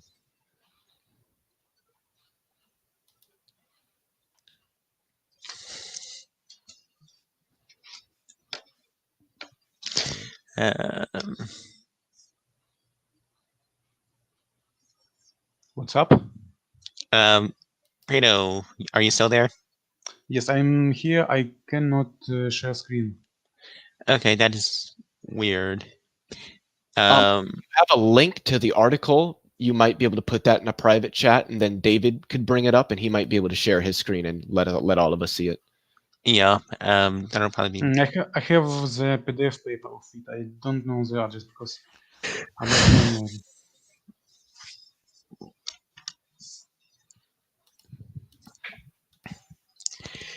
While we're waiting for that, Leo, I think you were next. Yeah, I wanted to ask, if the brain has nothing to do with consciousness, how come if you shoot somebody in the head, they die? That's a really dumb. That's not a response to my question. I don't even know who asked that because I was looking down.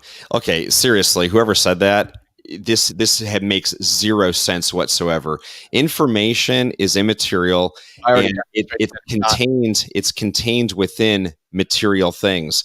And the reality is the reason why our brain works is because it was designed and made to work. It was designed for what it was.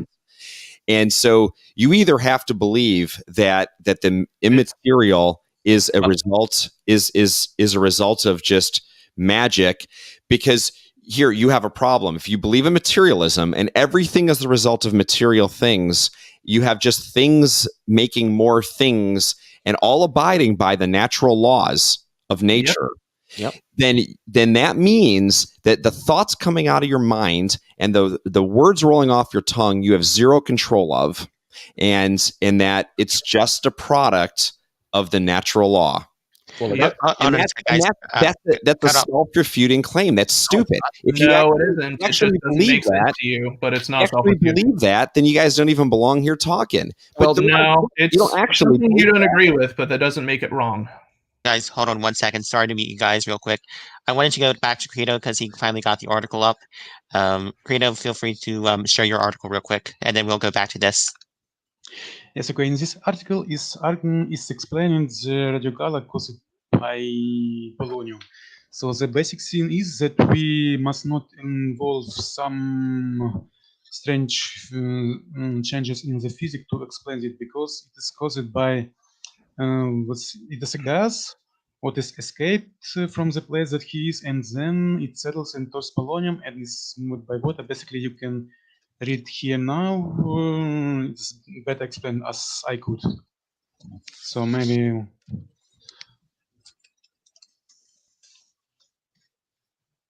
So it's radon. Radon noble gas escapes from the position, then gets recentimented by probably some water movement or whatever, and then settles on a place, and this causes to polonium halo to form. And I guess probably Erika have explained this exactly by issue, but this I have additional info about it, that the origin of this claim about is not by Snelling, but it was done by Robert Gently, former as Snelling did it, and you can I found in YouTube in one side position that there was a book about debunking this Robin Gently, so you guys can Google and find it. So and claim was about because the geologic community did not accept the model for some granite masses can be formed by a mathematic process. So this because it was rejected, and now in this article is it explained. So now I would like to ask Doctor to read it again probably and save the opinion about it. How you find? Are you nuclear physicist or you are? I'm gonna mute you. I'm sorry, Credo. It is very difficult to understand you. Yeah, my opinion doesn't matter at all. I mean, I'm reading what you have up here, and all it is somebody else's opinion. So I'm not sure what you're trying to prove by it. When I'm being asked about a creationist model, we have models, and we use this because it seems to indicate exactly what I'm trying to show you, is that this speed of radiometric decay looks like can be massively sped up during catastrophic processes like the global flood, and we have evidence with those radio halos that it happened. So what variables just because there's some scientists that will disagree with it, that's fine. They can disagree with it. I'm just providing you guys a model that there is a model that exists, and we can explain this. That's all. That's all it's about. What variables specifically lead to the accelerated decay, and how do we measure those variables and identify them? So if you watched the last show, I answered this question. I don't know if how long you stayed on. Here's the reality: is creationists are much more honest than secular scientists. We say this is our observation. Because we weren't around 4,300 years ago, we don't know exactly what those variables were, but there was obviously a mechanism for us to have the observations we see today. We're not trying to make things look like secular. I mean, if you can't identify the variables, you're not in a position to tell us what did or didn't happen. But here's another issue, though. If that's the case, then you shouldn't believe in evolution, because you have zero position that it could have happened, because you have we do no evidence of that. We have plenty of evidence for it, actually. No, you don't. You have speciation. Why does the entire academic field accept it? You have speciation. You don't have anything with macro. Nothing. Macroevolution is. Real quick, guys, science say this. Richard Dawkins said it all the time. He says we haven't lived long enough to see macroevolution. I mean, your own people say this. Yet we observe it in the fossil record. Yeah, the Cambrian explosion. Nice. What about it? Where are the trillions of fossils that are missing? All of the things. So you not being well read on Precambrian phyla and Precambrian strata disproves the Cambrian explosion, is what I'm hearing. Really? Show me the evidence. Where are all the in-betweens? Look Like at transitional Precambrian strata and Precambrian fossils that are found within it. I literally just said that. Hold on here. Were you asking like about transitional fossils? What I'm asking about before You said in betweens. Yeah, what the in-betweens I'm talking about is going from the simple cell to all the complex life that we see today. Where is all the in-between? It's not there. The fossil record. It is. It's not Yeah, there. we have. Yeah. Yeah, we do. We have fossils of bacteria going back like 3.8 billion years. Yeah, guess what they still are? Bacteria. Well, of course. Yeah, Of course. That's what That's what we would want to understand see. how those bacteria can be transformed. Show me the trillions of transitions and the different. You don't need forms of- trillions. Hint: you don't need trillions. If I can Really? respond to this real quick. Really? So Yeah, you don't. Can I respond real quick, guys? Hold on Go a ahead, sec. David. Yeah, it's your show. I'm gonna mute you guys. Just to have a one-on-one talk with Dr. Sylvester over here. And Dr. Sylvester, once again, I really want to thank you for your patience and kindness for being here.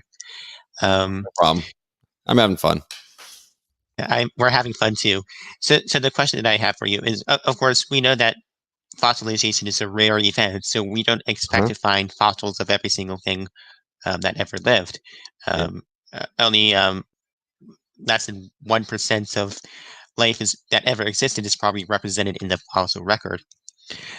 Second, we were talking about, I know, speciation last week, and one kind changing into another kind of animal.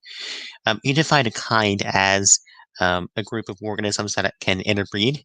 The question I have is when speciation happens and it gets so far where they can no longer interbreed, such as a tiger and a domestic house cat can definitely not interbreed. The question that I have for you is that going to be a change in kind for you, like when they are no longer able to interbreed at all? Well, we'll have to see what that is. And so, like I said last week, we're giving the best definition we can. And the part of the problem we have as creationists is that there's a secular model that you guys all want to go by. If we don't use a secular model, Linnaeus classification system, if we use a biblical model, we have no problems. The biblical model is that he made everything after its own kinds, and that's it. By the way, Carlos Linnaeus was a creationist. He was a Christian who lived before Darwin. Oh, I know, but he's who's credited with a classification system, is what I'm saying. Yeah, so because he discovered that his own. Yeah, because interestingly enough, he discovered that his own way of trying to classify organisms prior to that just wouldn't work. Right, and by the way, real quick, the Bible classifies organisms by what they do rather than what they are. For example, bats fly. That's why they're called flying creatures or birds. That is not a scientific mistake. With whales being fish or lobsters being fish.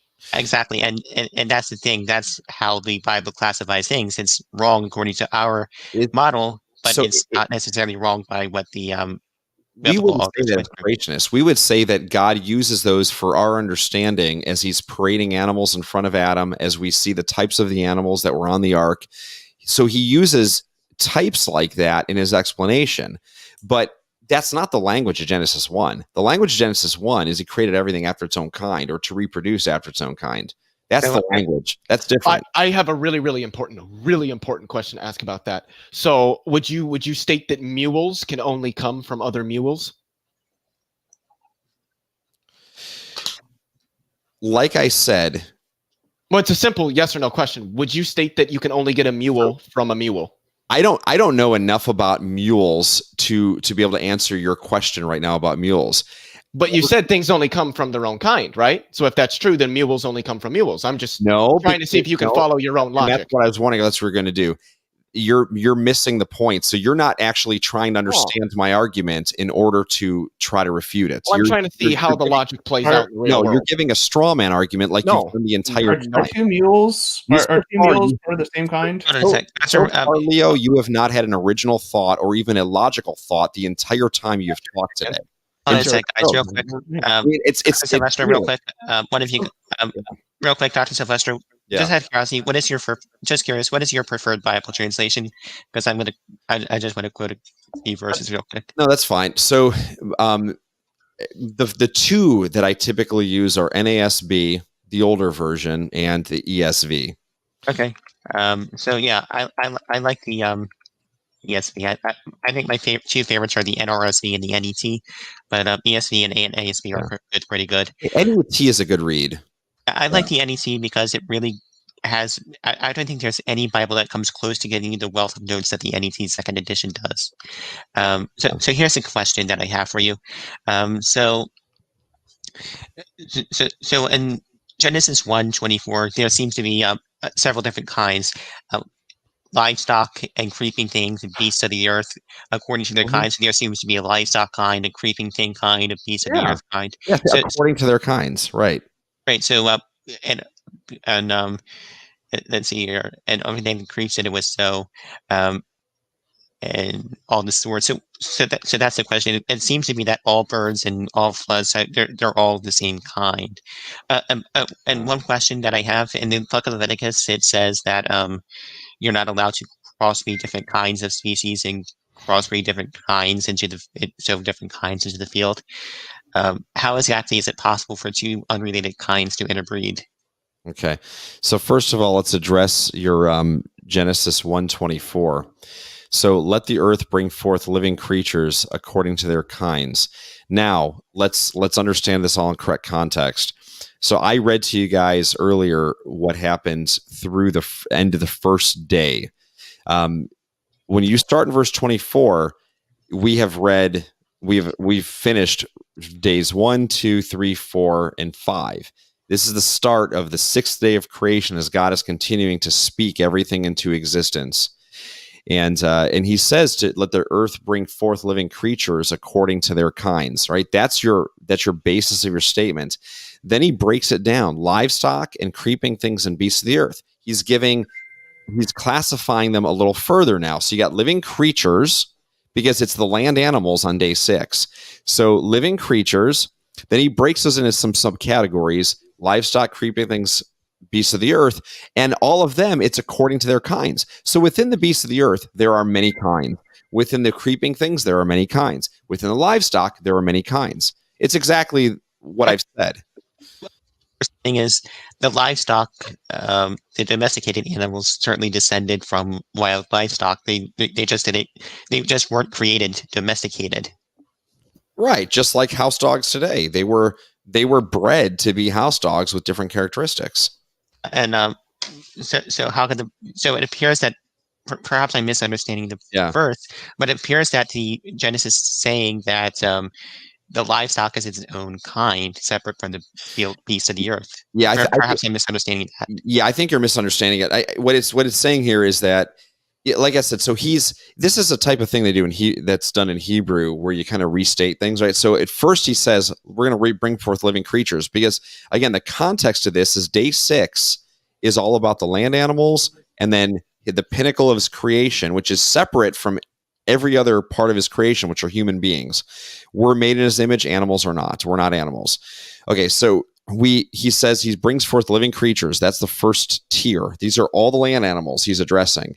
Within the land animals, he is breaking them down. There's livestock, creeping things, and beasts of the earth. And within those 3 subcategories, we have different kinds within those categories. So all he's doing is giving you kind of a stratification of categories. But when we talk strictly about biblical kinds, this is not meant to be looked at like the Linnaeus system of kingdom, phylum, and right on down the line. This is meant to be, God is just explaining the animals, and then he says they're all according to their kinds. Yeah. Leo, can I ask? Yeah, I want to ask and this is an even more important question. So, this first question I'm asking to make sure that I'm understanding your position. So you are stating that God created various kinds of animals, and that they might have speciated, like how wolves became dogs, but that's not macroevolution in your worldview. Is that accurate? Yeah. And actually, up until about 10 years ago, it wasn't in the secular science worldview either. You guys have changed definitions pretty recently. All right. So you said that was accurate. Yeah. Which, out of all the dogs in, I guess, the dog kind, which one was the one originally created by God that all the other ones speciated out of? That question, until Immutable Destiny wanted to say something. He said he wanted to say something in the private chat. Yeah. By the way, Anthony Sylvester, I don't know what to call you. Did you have a preferred title to go by? Anthony's fine. Whatever. Okay. Well, Anthony, I really enjoyed this. I got work rather early in the morning.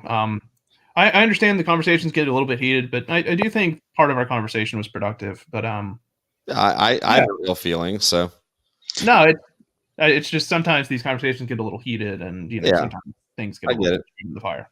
Yep. But yeah, thanks for coming on and sharing your own views, even if we happen to disagree with each other on pretty much every point imaginable. No, I get it, and like I said, like the reason why I'm here is I like talking science, but I don't want to see you guys in hell for eternity. And I pray that God grants you repentance and faith for your sin, and that you guys turn to God.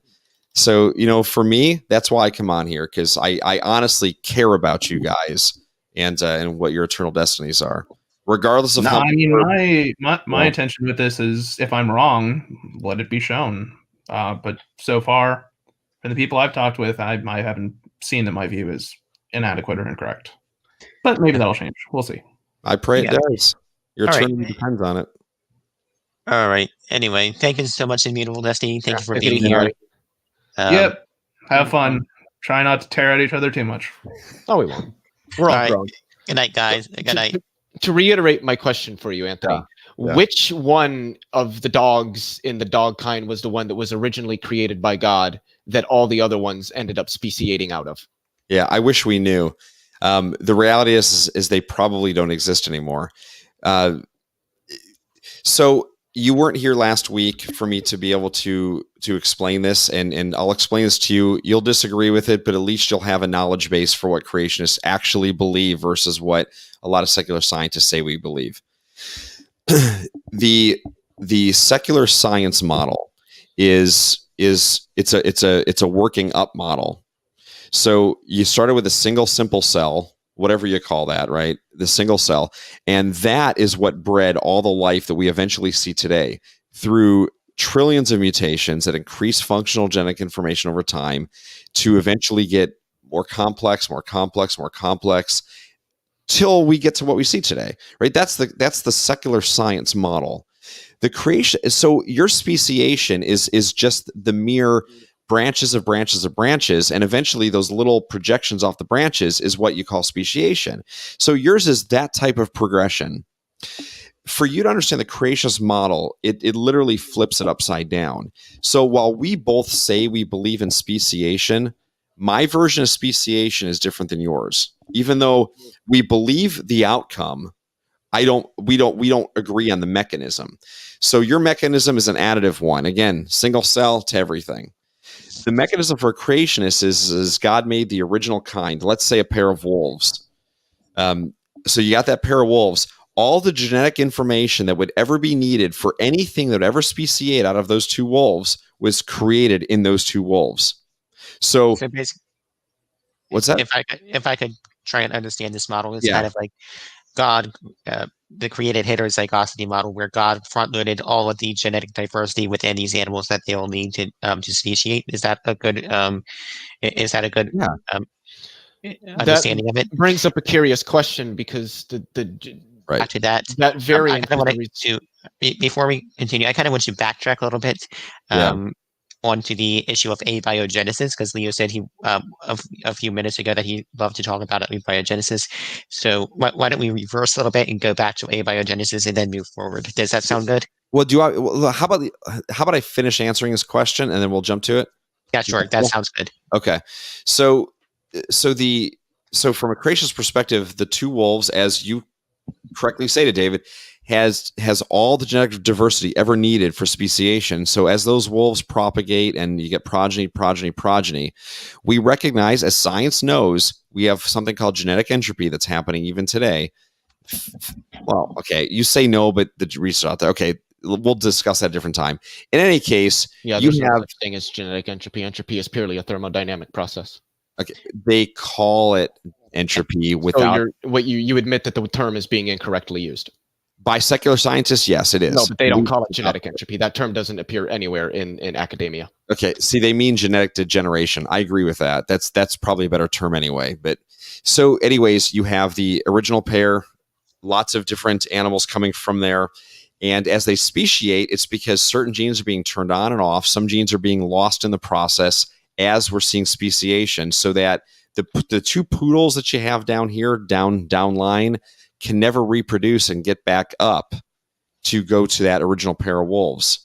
But yet that original pair of wolves could continue to make more poodles eventually down the line because they had all the genetic variability.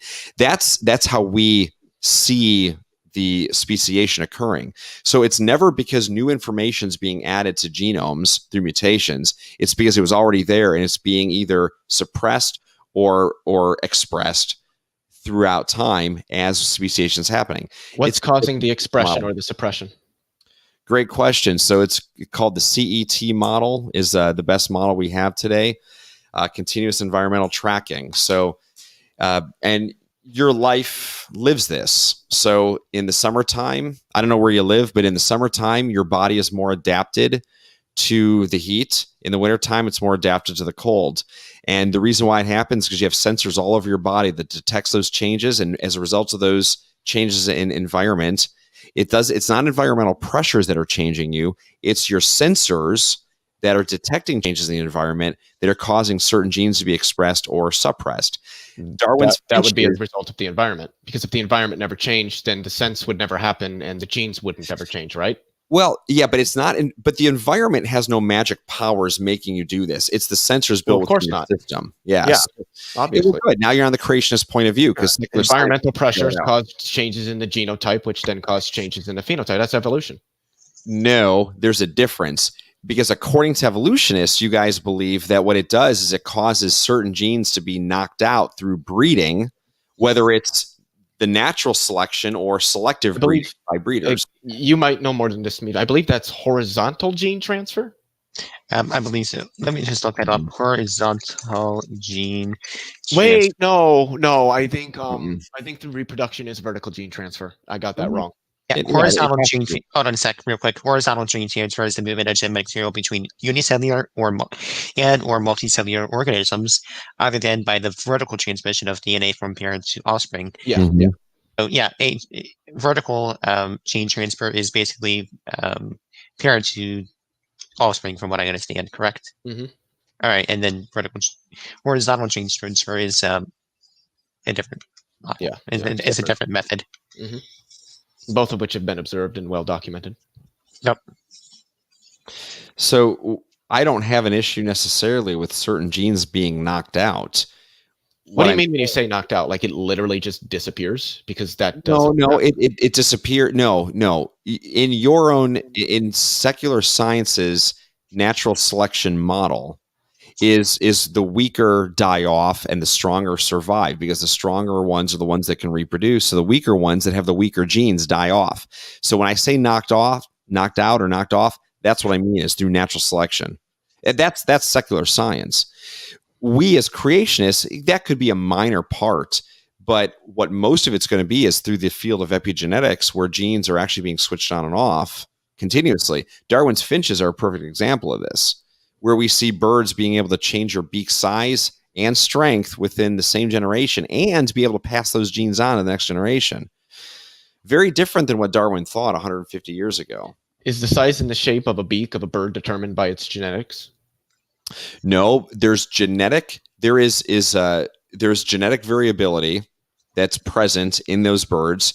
And because of the environment, different changes in the environment, the sensors within their body causes the beak to be able to grow longer or stronger or whatever is needed for the food that's present. So genes, that would be the model of it. So essentially you're saying genotypes don't relate to phenotypes.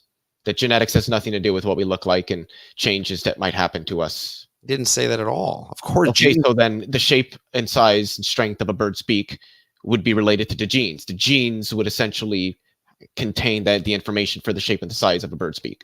Okay. Yes. But there's not just two genes that do this. Well, that's fine. That's two genes, and some can be turned off and on to the point. So that the what does that? Can change. What turns the genes off and on that would result in differences in phenotypes? Again, we go to the field of epigenetics. I mean, you can read this on your own. This is a great area of study right now. Epigenetics is the talk about sensors in our body that detect these changes, and it causes through however we're programmed by God in order for certain genes to be expressed and others to be suppressed. Yeah, that's evolution. It's not evolution. Yeah, No, evolution is an upwards from that single cell. Where I'm saying that the information I just want to say, evolution is not an upward progression, but it's rather a branching pattern. It's not a linear progression, but it's kind of like a branching pattern. I get that, but it's upwards. The whole thing's upwards. It's why it starts here and goes up and branches out. But the whole thing is going this way. It's a vertical progression. It's just some of it branches out. So what about archaebacteria then? What's that? So what about archaebacteria then?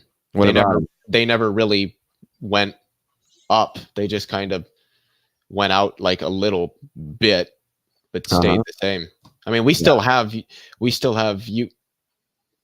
prokaryotes are without the nucleus, right, David? Prokaryotes, yeah, that is correct, I believe. Okay, yeah, we still have eukaryotes. The way that I remember eukaryotes being multicellular, you are eukaryote. That's the way I like to remember it. You are. So eukaryote. We still have prokaryotic cells, which we know would have been the first forms of life on the planet. So if it's always an upward movement, how are there still prokaryotic cells? It's the same reason why not every monkey is turned into a man, according to secular. Oh, so because of it, so evolution is what you're saying. It's speciation. And sometimes competition can be related to that. Hybridization. See, in my model, I can explain it because God created them exactly that way. They're not going to change. What he made is what it's going to be always. If we in my model, it works perfectly fine. In your model is where the struggle is. I can jump in real quick.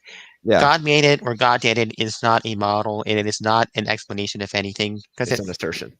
Yeah, it's an assertion that I don't know. Therefore, it was a magic man that did it. But I did have a question. If we were on the earth before God had created any life, what would it have looked like from that transition from no life to life? Would it have been just like a barren desert wasteland, and then poof, there's animals running around, and there's grass everywhere, and there's trees? I can answer that question. I can read some more. Can I try and answer that question? Yeah, shoot.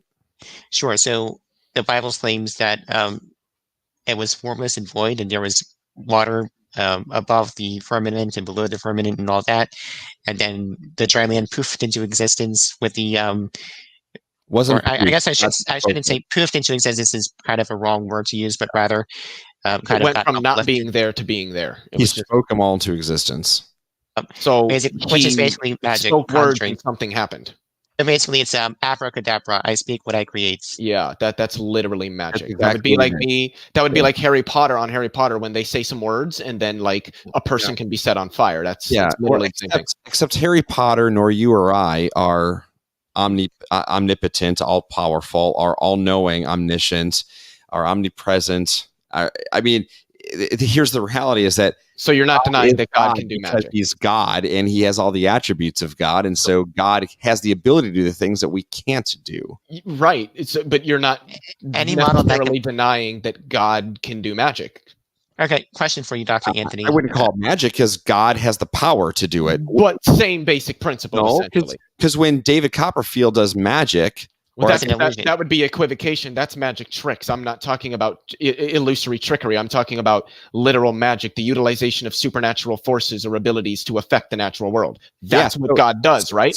So if you're using it that way, I wouldn't call it magic, but God that is magic. Supernatural means because he is supernatural. That's magic. Everything.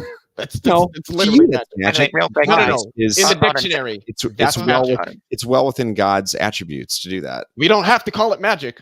If you don't like that word, that's fine. I get that, but that's what it is. Real quick, Dr. Anthony, I do want to ask you a question real quick, and be honest with me real quick. I've been honest the whole time. Okay. What evidence would falsify your model? Is there anything that, because honest science is all about being able to falsify your model. Evolution, Big Bang, all of that could be easily falsified. So what falsifies creationism? Well, here's the problem. Nothing can falsify God. Exactly. That's why it's not a scientific model, because it can't be falsified. It's not supposed to be. You can't prove God with science. Exactly. And that's the point we're trying to make. That's why creation science is not science. Which should cause you to fall on your knees and worship the one creator who you know exists. I do have just a few more questions because I got to get running here. Look, David, you know very well he exists, and you keep on denying him. It's a reality. Because I got to run here. I got to run here in a couple minutes. I just had a few last minute questions. Shoot. Is God immaterial? I already answered that. Yes. Yeah, Okay. Yes. So you would say that God is outside of space-time. Of course he is. Okay. Until he sent Jesus into his creation. Okay. Right. That's but yes, he is outside of space-time and matter. Okay. So you then would agree that God exists nowhere, because in order to have a where, you have to have space. God exists for no amount of time since he's not in time, and God is made of nothing since he's not matter. So God exists nowhere for no amount of time and is made of nothing. How would you differentiate God as being real from being non-existent, since things that are non-existent exist nowhere for no amount of time and are made of nothing? I understand your line of thought. The problem with your line of thought is that we all have finite minds. We don't understand what we're calling nothing. We don't understand this. God, we do. It's an absolute lack of anything. Okay. Here's the problem. We are part of creation. We are made of matter.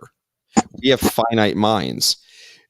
We're not going to see things the way God sees them, who is immaterial, who is outside made of of nothing, space and matter, and exists nowhere for no amount of time. Yeah, just like non-existent things. He obviously exists, and when his son. So how do you figure that out? How do you differentiate him existing from him not existing if he has exactly the same attributes as things that don't exist? What's the differentiation factor?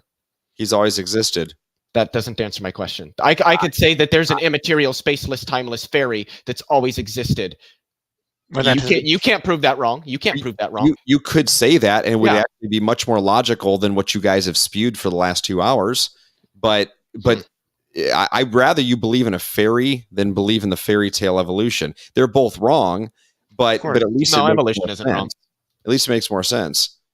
So, but here's the thing: God has given everybody enough evidence to know he exists by his creation. The things that have been made. You know darn well that cell that biologists rely upon for evolution never could have come together on its own. That first cell full of except that it could have, and we have mechanisms for how. Yeah, sure. So that's a good tell me what time to that's what mechanisms. All right, let me find the tab here. And please don't tell me the Miller-Urey experiment. Nope, the Miller-Urey experiment wasn't an attempt at developing a cell. This amino acids, which is supposed to be the building block of life. No, not amino acids relate to the building blocks of life, but I wouldn't say that they are the building blocks of life. No, that's what I said. They relate to. They make up the building blocks. They go to proteins and go from there.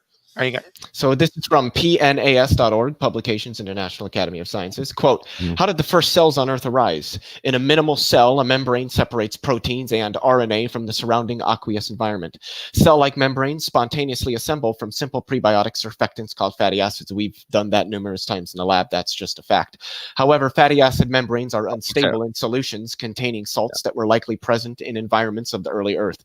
We find that amino acids, the building blocks of proteins, bind to fatty acid membranes and stabilize them against salts. Moreover, enhanced stabilization persists after dilution, as would occur when a dehydrated pool refills with water, a likely setting for the emergence of cells. In addition to explaining how the first membranes were stabilized, our findings answer how key components of the first cells co-localized. So yeah, we have viable models for how the first cells could have developed. The first cells on Earth would have looked absolutely nothing like cells look today, not even close. Yeah, and just to point out that all what we need first is a self-replicating strain of polymers and stuff like that would eventually become. And cells. I have studies that demonstrate that as well. Yeah, you just need something that's thousands of amino acids long. Also, real quick, of all this, we actually have just this past year or two, we're able to reproduce RNA bases in the lab. We've done more than that. Yeah.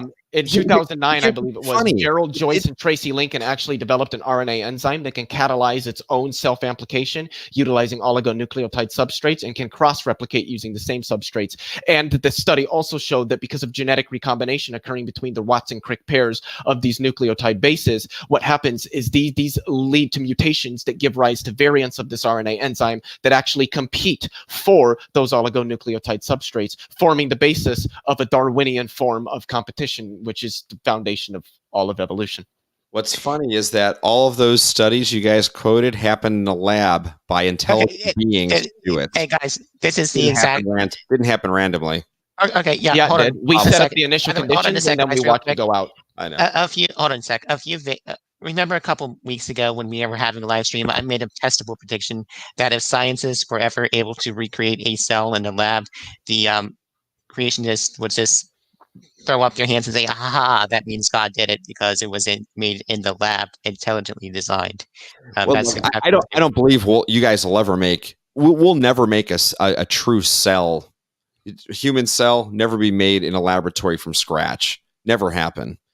But it does prove a point that all these happen by manipulation of intelligent beings to try to make the building blocks of what they believe to be in a cell. That has nothing to do by recreating the environments that were the same on the early Earth, by putting the same recreating the environment. Yeah, we have. Yeah, we have. We've done it. Okay, you're creating RNA, you're creating fatty acids. No, we're taking RNA that's already there. We want to know what would happen if we put RNA in. Where would the RNA have come from to begin with? I don't know. I'd have to go find some studies on that. That's my point. But I have a question. Humans can create magnets. Does that mean magnets can't develop or can't form naturally? It's also worth mentioning galaxies. Humans can't make galaxies in the lab, but we know that galaxies can be made naturally. That's not something that's living. Life doesn't matter. The point is that you're stating that because humans did it, therefore it can't occur naturally. That would be like saying, well, humans make magnets, therefore magnets can't occur naturally. I'm just utilizing your logic in a more contrived example. By the way, guys, real quick. The context of the lab. Yeah, so over last year, lab-made primordial soup yields RNA bases. So this happened. We have a very good understanding of what the early Earth was like. We have seen, we know how stars form. We know how planets form. We've seen it. Really? You've seen a planet or a star form? Yeah, we have actually. No, you haven't. Yeah, actually, we have. I can cite you studies for it. Give me a second here and Google it.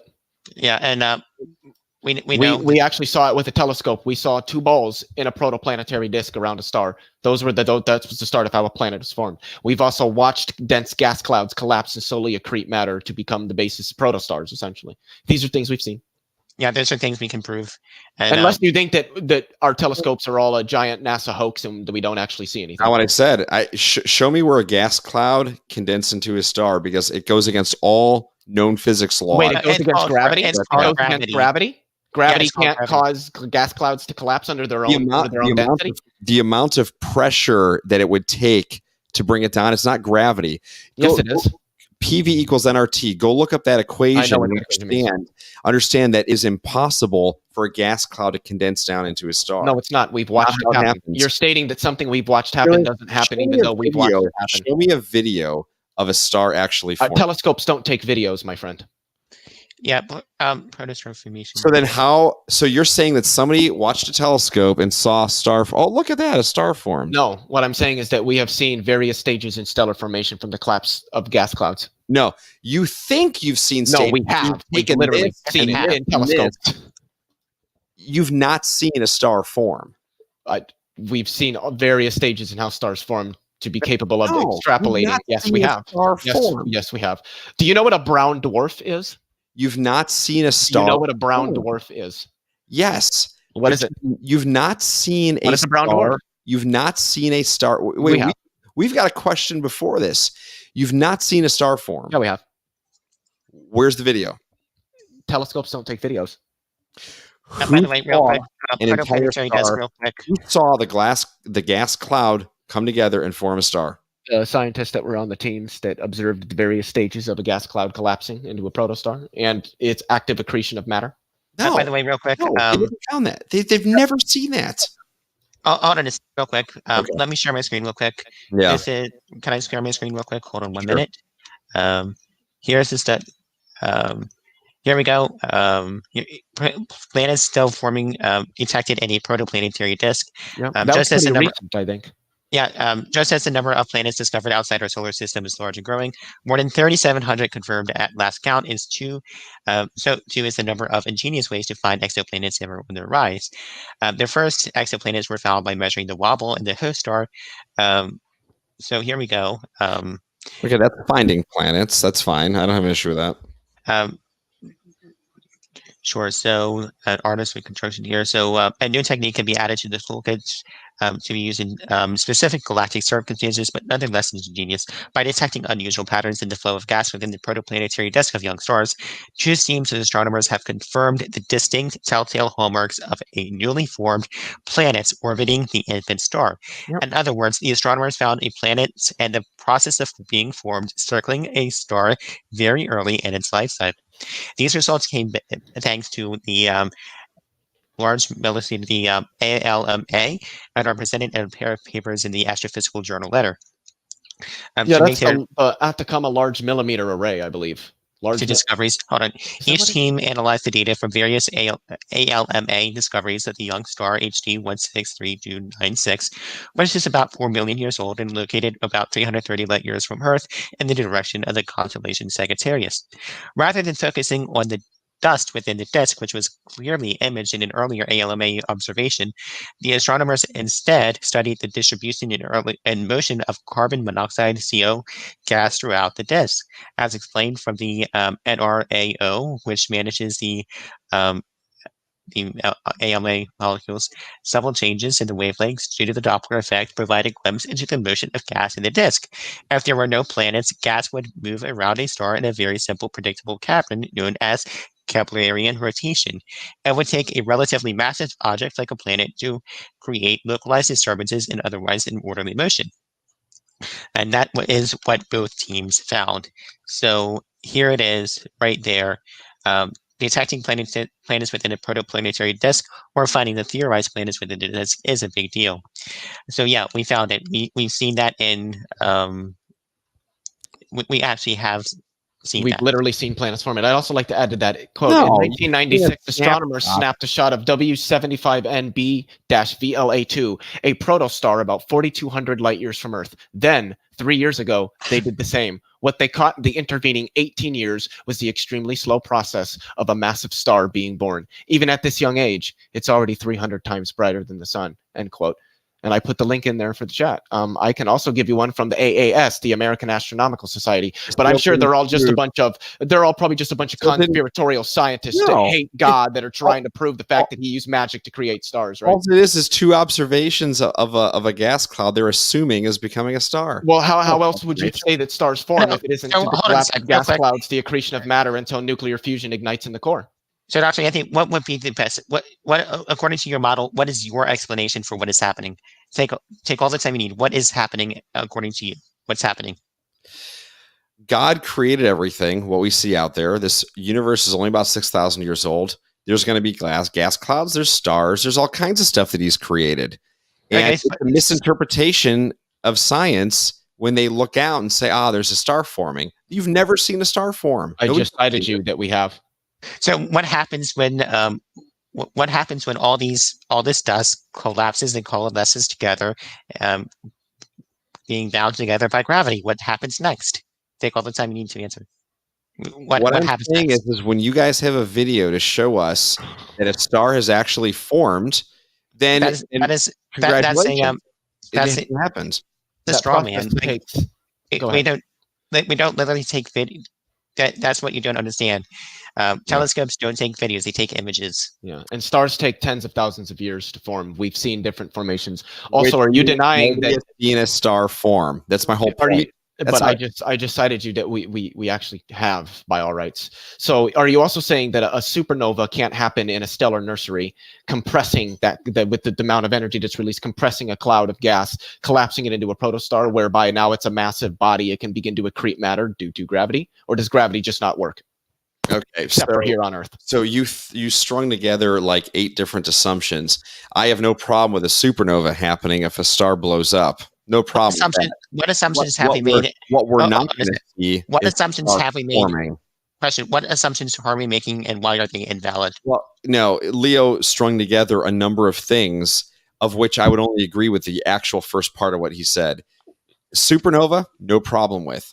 I do not believe anything after that. Supernovas can't collapse clouds of gas, and dust. What I'm saying is I have no problem with a star blowing up. Well, that's a yes or no question. Can a supernova release enough energy to collapse a cloud of gas and dust nearby, within range of that supernova shockwave? Well, I wouldn't know because we've never seen it happen. Well, let me ask you this: can a bomb break a window if it's close enough to the bomb? Does the bomb release enough energy to break a window? Oh, a window is a little different than a gas cloud. Well, the point is that obviously supernovae, I mean, we have a BA in science. You should know that supernovae are some of the most energetic events in the universe. They're so energetic that they can shake the fabric of space-time. We call those gravitational waves, but I have a feeling you probably don't think we've detected those either. So are you saying that it thereby doesn't have enough energy to collapse a cloud of gas? What I have a feeling of is you're going to rue every word you've ever said when you stand in front of God on Judgment Day. No, because God obviously created reality. You should be so really. This is the last ditch. I see this is the last ditch. This is the last ditch attempt. No, you should be really fearful for some of the arrogant attitude you have, and some of the things you say is really ridiculous. And I have no problems talking, and I go to college campuses all the time to talk to students. You are literally one of the rudest people I've talked to in a long time, people your age. That's your opinion. It's a shame. You're somebody who thinks you know it all, and you don't. I don't know that much at all. Actually, you don't want to listen to anything. That's That's a problem. Okay, so Dr. Anthony, question for you: what assumptions are we making, and why are they invalid? And according to your model, if we actually did see a star form, and you would agree with that, would that affect your model at all? All that would show is that God created the universe with the ability to create stars, right? Well, so what I'm not going to do is make ifs. Like I'm not going to say, well, if you were a woman, then you would. No, you're a man clearly, and so you don't like hypotheticals. There are some questions that are illogical. So the fact is, a star cannot form on its own. It did. But how do stars form? How do stars form? God created them. Wait, but how did God create them?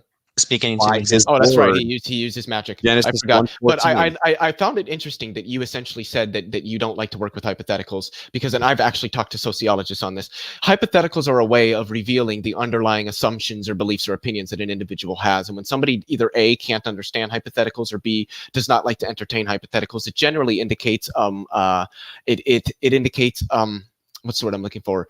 Not dislike. It indicates that somebody doesn't want to reveal the underlying assumptions or beliefs that they might actually have. I would wonder why somebody would not want to reveal those.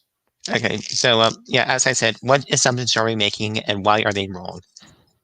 Like for the planetary formations that we clearly are seeing, which ones are wrong? I'm waiting for.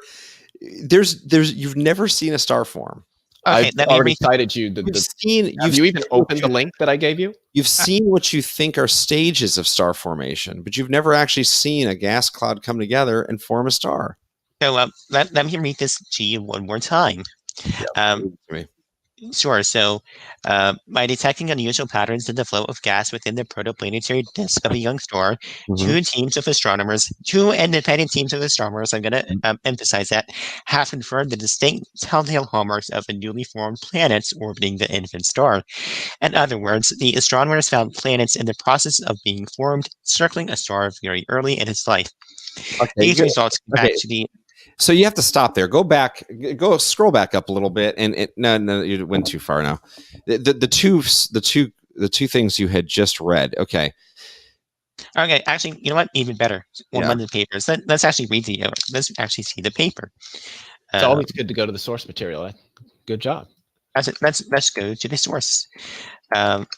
Detection and seen onto Jupiter mass emitted protoplanets. Oh, Jupiter! Oh, buddy, if one of those could actually become a star if they're already at the size of Jupiter and are still actively accreting at the rates that they're indicating. Wow.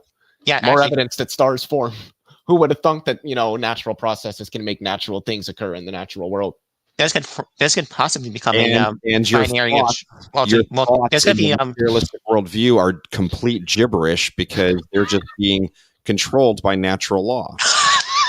Yeah, that's what we're saying. Okay, sure. So planets form deep within the mid-planet because this has argued to indicate the presence of a hidden planet. So let me ask real quick. Do you agree that exoplanets exist? That what exists? Exoplanets, so planets outside our solar system. That yeah, I'm sure there's planets that exist the way that there are stars that exist outside of our solar system. So again, when we see this evidence, we see that okay, this is good evidence of star and planetary formation. So again, so you really don't have any arguments other than God did it, and we're just making assumptions. That's really your whole argument. Actually, my argument goes even further than that. My argument goes, it goes into the fact that you guys even have thoughts that you can control and words you can control and have a conversation with me is proof God exists, because you can't explain that in your materialistic worldview. Yeah, we can. How? Through evolutionary processes that allowed us to communicate with humans that we actually observe today in other species, many of them mammalian ape species. Oh, so that doesn't explain how a materialistic worldview all of a sudden breeds immaterial. But those things aren't immaterial. Your thoughts are not immaterial. No, our thoughts are the electrochemical processes occurring in the brain, much like Facebook is the result of all of the fundamental electrical processes occurring on the hard drive of a computer. The brain is the hard drive. Consciousness is the software. Come on, you've got to know more than this. Well, no, I get my information from the neuroscientist. Are you stating that the whole of the field of cognitive science is wrong? Do you just have random letters bouncing around your head through electrical chemical symbols of letters, and that they just magically get put together? And letters were invented by humans. Your mouth. Letters were invented by humans. I know they were. Yeah. I'm asking you, what's information? Information is whatever the physical thing that you're looking at is. Its size, its shape, its color are all information about it. Okay, how much do your words weigh that you just said? Well, it depends. You'd have to weigh the air that is vibrating. No, that's not information. Wait. So are you trying to confuse an abstract with a concrete now? No, that's what you're doing, because you just did that. You asked how much a letter weighs. Letters are abstract, not concrete. The only thing that has weight are concrete. Actually, no. Photons are concrete. Photons don't have a weight either. They are massless. These abstracts, the reason why you call them abstract is because they represent the immaterial. Yeah. And the material that you can't account for in your materialistic world. They represent the material. They're the ways that humans have collectively decided to represent material things. No. So the letters on a page of a book are written in ink. That ink is not information. Yeah, it is.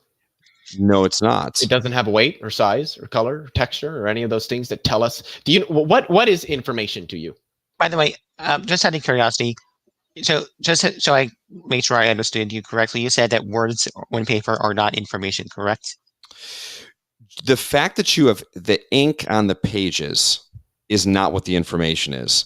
The information is how the information, I guess, from your understanding, let me see if I can steel man you correctly, is the information is how our brains interpret those words on paper. Is that a fair characterization of it? Well, kind of. You have to have intelligence in order to have information. I agree with that, actually. So you have to have intelligence. The problem is that is also an immaterial issue and not material. Intelligence is material. So you have to have an intelligent being who, it's not just putting blobs of ink on the paper, but those blobs of ink actually are in symbols. And those symbols are actually arranged in a certain order that they actually mean something. And those things that mean something are strung together in other things that mean something. And that has to be both known to the originator as well as the one that's going to be reading it. And so information encompasses all of those steps, all of which has nothing to do with the actual ink, has nothing to do with the actual book. It has to do with the thoughts that are being conveyed through those symbols. So our brains have thoughts in them that don't weigh anything. You can't see them, you can't touch them, and they cannot originate kind of like photons from a materialistic worldview. The reason why your brains send these things out and you're actually speaking the words you're trying to speak is because you're made in the image of God, who has given you a soul, who has given you the ability to think, and that's why in your physical body you have the ability to produce this type of information. Wait, so would you still have the information if nobody had ever written down with that ink on that paper? Well, of course there's still information. Well, then what would it be? I mean, if I was telling you I was going to give you a message by writing on a piece of paper, but I never did that, then you don't get the message, and thereby you don't get that information, right? But it's still information. What is? The thought. Yeah, because it's the arrangement of the electrochemical processes in the brain. That goes back to my question. What in your definition is Are you controlling those electrical chemical processes, or are they random? It's actually a little bit of both. Do you know what neuroplasticity is? Oh, stop with the BS. I mean, seriously, just answer a question for once. I just did. You asked if it was this or that, and I said it's a bit of both. Are you controlling your electrical chemical reactions, or are they just the result of natural processes? Wait, so things can't be both? You can't have natural processes that give rise to an agent that, is an agent and has agency? Okay, that's what humans are. Let's speak correct English now. You have a brain that has electrical chemical processes in it, and that out of those electrical chemical processes come thoughts. Are you controlling those chemical reactions in your brain that's coming up with those thoughts that you're speaking? Or is it yes with you, or is it the result of the natural law and natural processes? Well, see, when you add that caveat, it's now both, because obviously humans operate within the framework of the natural world. We can't violate the laws of physics. Okay, I'm not asking you to violate them. All the electrochemical processes in the brain follow things like electromagnetism, gravity, all these other things. And we know that because we can change the electromagnetic fields around the brain and actually change how somebody thinks. Do we have a level of agency over those processes in the brain? To an extent, yes. By the way, question for you, Dr. Anthony. Yeah. Have you ever started falling asleep and have some random thought pop into your head? Like you weren't even thinking about it and some pop? Thoughts pop in our heads all the time. No. It's not random. Controlling the times that they pop? Are you controlling that? Yeah, it's all based off of stuff that we already have in our brains. Are you controlling your heartbeat? Are you controlling your heartbeat? Yes, because a rock's not going to have thoughts pop up and. Well, of course not. Why not? Why would a rock not have thoughts? What would be the difference between the human brain and the rock that mean the human brain can have thoughts but not the rock? Yeah, because you have a soul, the rock doesn't. You're made in the image of God. Because we have a brain and a rock that God designed that has the capability to hold the immaterial. Where is the soul at in the body? Probably encompasses the entire body. But that's not a concept we understand biblically, other than so how does this immaterial soul help to control the thoughts in our mind? I'm just giving a point that we have a material part of our body and an immaterial part. It's explained easily by God. What I've asked you guys for a little while. Couldn't I explain it by the same fairy that I mentioned earlier, and it would be equally as explanatory as God? No. Why not? Because the God who's immaterial and is omnipotent and omniscient and all these other attributes, like my fairy, can make everything. So can my fairy. Oh, it's your God, but my fairy can also poop ice cream. So there's something it can do that your God can't. It's better than your theory of evolution and everything else you've said for the last 2.5 hours. How do you know it's your God and not, say, a deistic type of God or anything like that? How can we say that it's definitely the biblical God and not say one of the gods of all the other religions out there? Because he's real, the other ones are fake. How do you know that? And prove it how? He's made himself known to you by his creation. Now, if you want to go further, my fairy's made himself known to us by creation. If you want to go even further, you know as well as I do, there's 350 plus prophecies in the Old Testament, all of which fulfilled by Jesus Christ alone. That's what I think we should. I think that's one of the things we should talk about because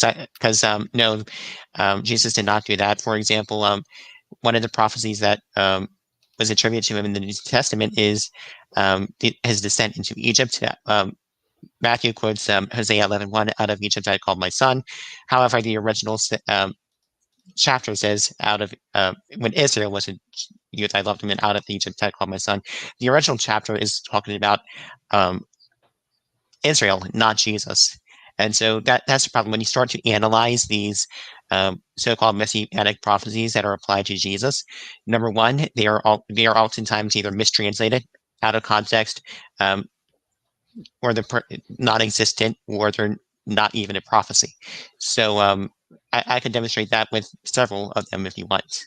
Really quick, because I'm getting ready to take off. So I do appreciate you coming in, Anthony. I think that there's been several productive discussions that have gone on. Thanks for. By the way, I do really want to commend both of you guys for a great discussion in Immutable Destiny before then. Anthony, I hope you you enjoyed it, and hopefully I wasn't too terrible of a mod. No, you did a great job. No, you did a great. Yeah, this was fine. I honestly take nothing personal. So I'm sorry if you guys felt like I got out of hand or anything. No, not at all. Not one time. But I thought it was a good spirited discussion, and those are fun to do. And again, I care about you guys' souls. You guys will be in hell for eternity if you don't repent. And I pray that you come to a working knowledge of God. By the way, guys, I am planning on having an open mic tomorrow at 9 p.m. Eastern time. So you guys are welcome to come back. We're going to have some more discussions about it. Anthony, I don't know if you're available at the time. But if you are, feel free to jump in. And, but yeah, if you want, can you name a prophecy that Jesus supposed before to you continue, I just wanted to say thanks for letting me come on, David. Anthony, if you ever want to have a debate on the question, does God exist, just let me know. My email there in the side chat. We can have it on David's channel. We can have it on Modern Day Debate. I have a feeling you've probably heard of that channel. There's a couple other. I'd be very happy to moderate any discussion or any debate. I enjoy moderating discussions just as much as I do partaking in them. But yeah, Dr. Anthony, challenge you. Give me one prophecy Jesus fulfilled. Alrighty, I'm out of here. You guys take it easy. Have a good night, Leo. We're probably just going to keep going on, just you and I, for a few more minutes because I'm getting ready to go to bed soon. But just give me one prophecy Jesus fulfilled. Isaiah 53.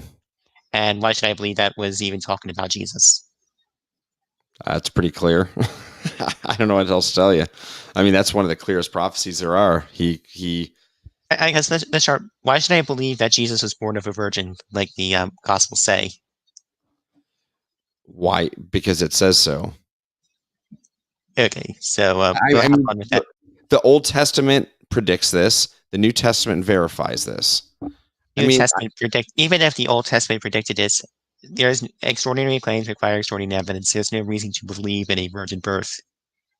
Well, okay, but when you say that, you're denying what the Bible says. Now, if you want to deny what the Bible says, that's on you. But the Bible clearly says he was born of a virgin. So you're just rejecting the Bible. You're not rejecting prophecy.